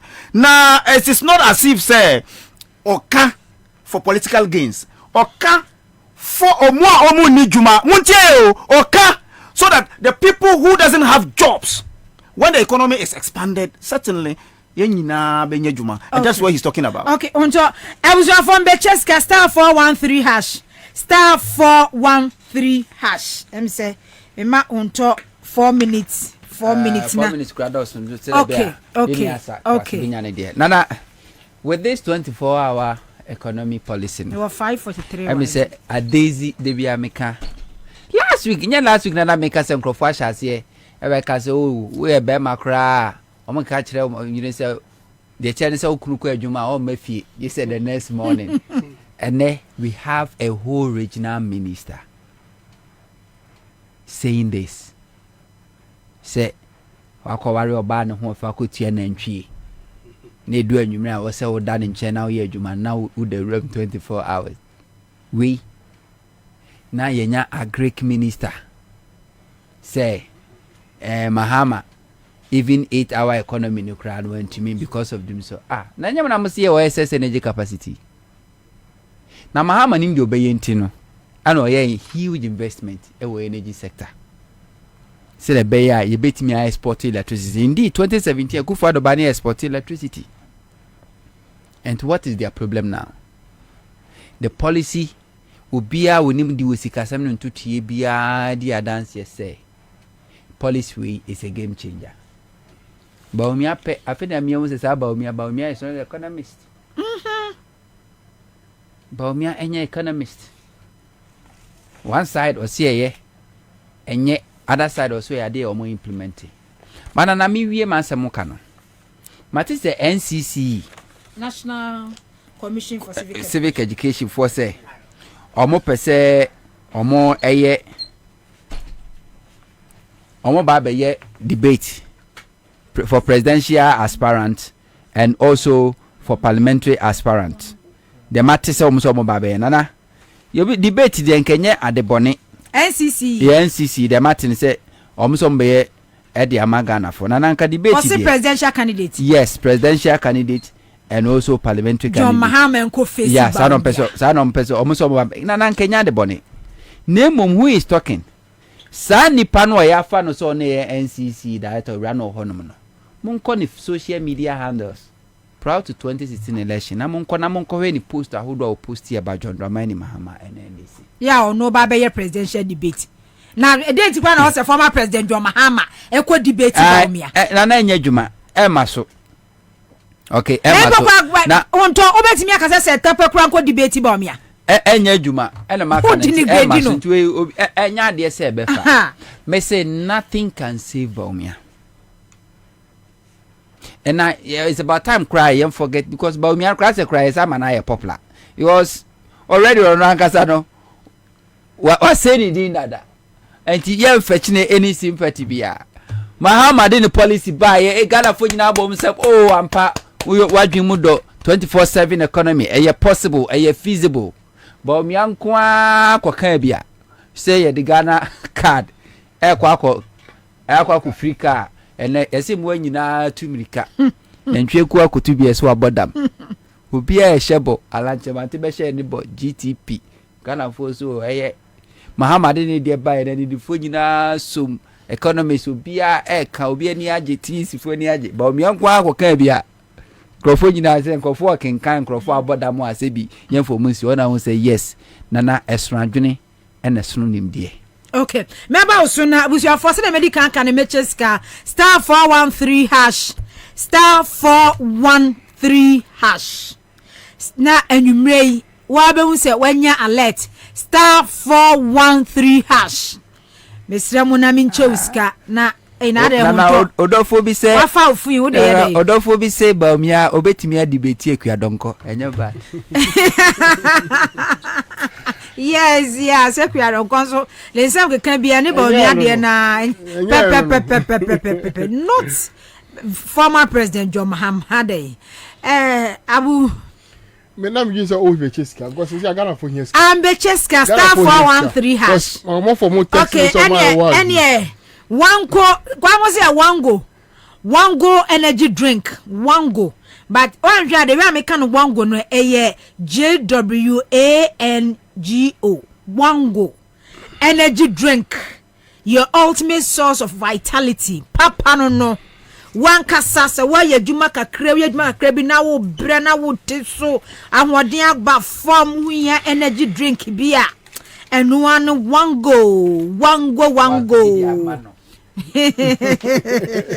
anye anaju sisi she fridge musa ho after 24-hour economy no wa pebi na de amano na kire se ne wango enu na enkrofo enom and you vetted and approved by FDA. Wango now we test star 413 hash star there what one moment we say phone so now quick alert now we say abu ye be ye no ye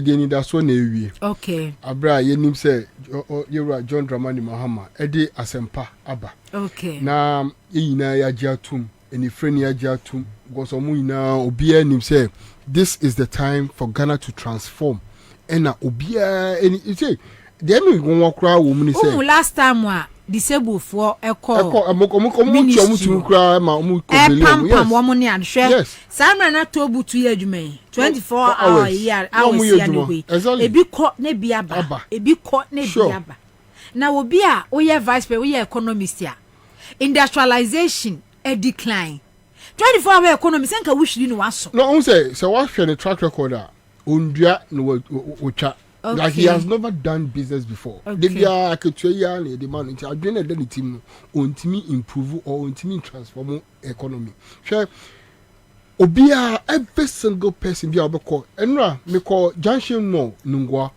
na me duru ho no na nkofo bi ye dede na bi so say oh I den o say o check in online no now Vodafone junction mall supposed to close at 8 o'clock into Afaka and we be draw before 7 now or my truck abo say 7 o'clock we are closed and no me catch back on say when you say John Dramani Mahama you say oh me say papa cho match or say match because the whole junction mall infrastructure any amount of mutua now we share 7 o'clock no ma close down a bad day. So and my marina mo did na omugina so say exactly how and me catch a waitress na say after 2025 7 o'clock yeah be jam say wapon 7 o'clock and no ma katahye any project ni na eba because uko passport office because of the time no only say open intermittent you have to but you 3 shifts then you know say okay uko we are there so upon that time we are only say about 7 to 10 now we are there home there obi wo be obe 7 temaport agent follow all kinds of over starting message now all kind of so catch say ejuma na agu ho and I'm 100% sure say this transformational idea John Dramani Mahama ede ba no ebe make sure say laziness no I wo ya adwuma because enye na lazy o the system has made it lazy exactly the system has made it lazy. He said the youth no, they are brilliant, they are smart, they have every single thing that is so what they do is what? Cha-cha. Any hookups, a man. That is the only because Obano Ojumani also did that's top part, that's to Bibia. So how would the person survive? And now me can same way my men can be. Unim say yeah can digitalization yeah boss so 2014 2016 former president launch and money ade e passport money ade Dr. Bobie dia about digitalization hookup because they come when you say hookup yes they come now Ghana I was your former Cheska first. Hello, good evening. Hey wana wunya Papa and you me chia say hey, and the job of fear. And now, oh, yeah, say, baby, I'm almost serious. Me that. Say 5 CDs, so. And then let the old dem. Sika. Dale, compare more to be no okay. 80 mate 80 onso bi agene oh ni giaje enya sem gitu come on Wall Street no me say street for no aye din e no mo twemba omia ni entro kai ye for na wa promise you no up to today they are waiting Okada for so odi moto they are waiting. Look, the promises that he has given to us and what he is now telling us no and we are just patiently waiting for him. Na me dema enidaso abano. And he said John Dramani Muhammad 24 economy no a transformational idea. And look, obia bedidi. Every single youth our so unye lazy nkwana, we are very very smart and innovative. You will get it, and all the industries will work and work again. Mida say Tabia Herbal Center, the Tabia Herbal Mixture Aba Ejaso, malaria how, fever how, when I'm doing a mood draw, when you want to, yeah, wouldn't see me any dear. We hear Tabia Herbal Mixture, Tabia Herbal Capsules and Susia dear, and I am Tim dear, and I had the weapon nebe mukoko, and to win a beer one mebwa, lactating mothers, pregnant women, and koda when you're 18 years elko, one Tabia Herbal Capsules. Bomodia for nature or kind she dragle busu ho. Ghana baby a tone will be a Tabia Herbal Mixture, Tabia Herbal Capsules, a busu ho friend 0243 686861 0243 6861 star 413 hash star 413 hash. Kwame say ye chane 505 and it nipa 20. Mr. Wunya alert na okay obi on mo ye wi a alert ne ba phone ne da baby ntu anhwe ye Kwame kuta phone a wo friend crofo a wo mawi ni a Mr. mo hwe mo phone so mo a my ye bi en star 413 hash na mo select Accra FM no Mr. ya chewska enti bomoden na ehwe alert na ba ne ye frɛ wa wa ye course ni sa mo mfa wa ye course ni sa enya de a mo fa 24-hour economy eba ama ye nyina oman ebu adwena ye nyina ye ho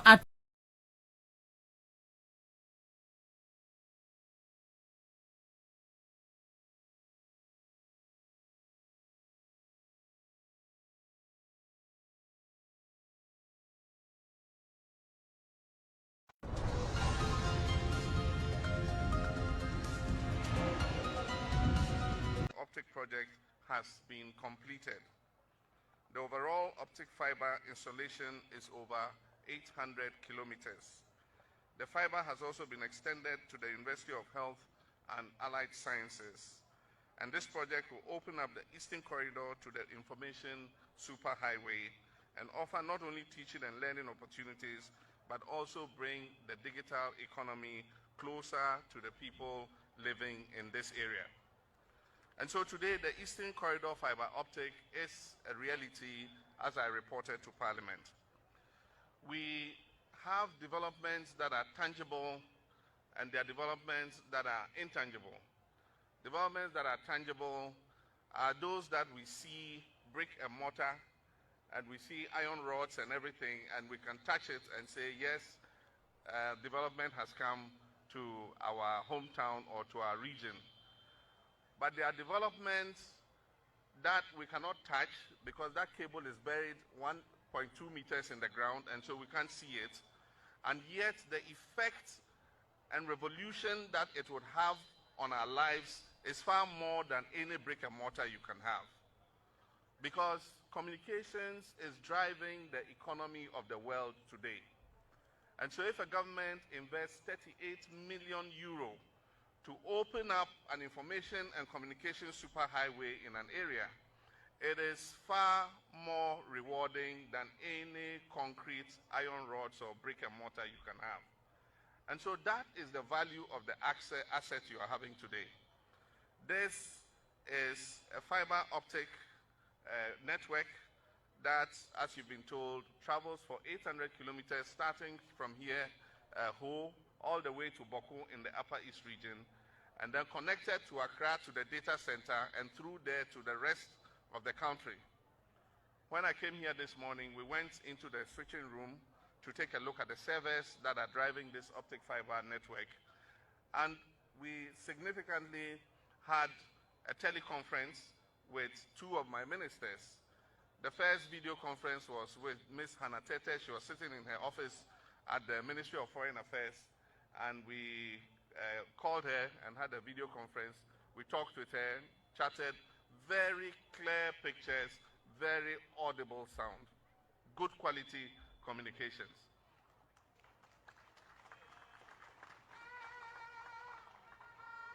And then from there, we called the Upper West Regional Capital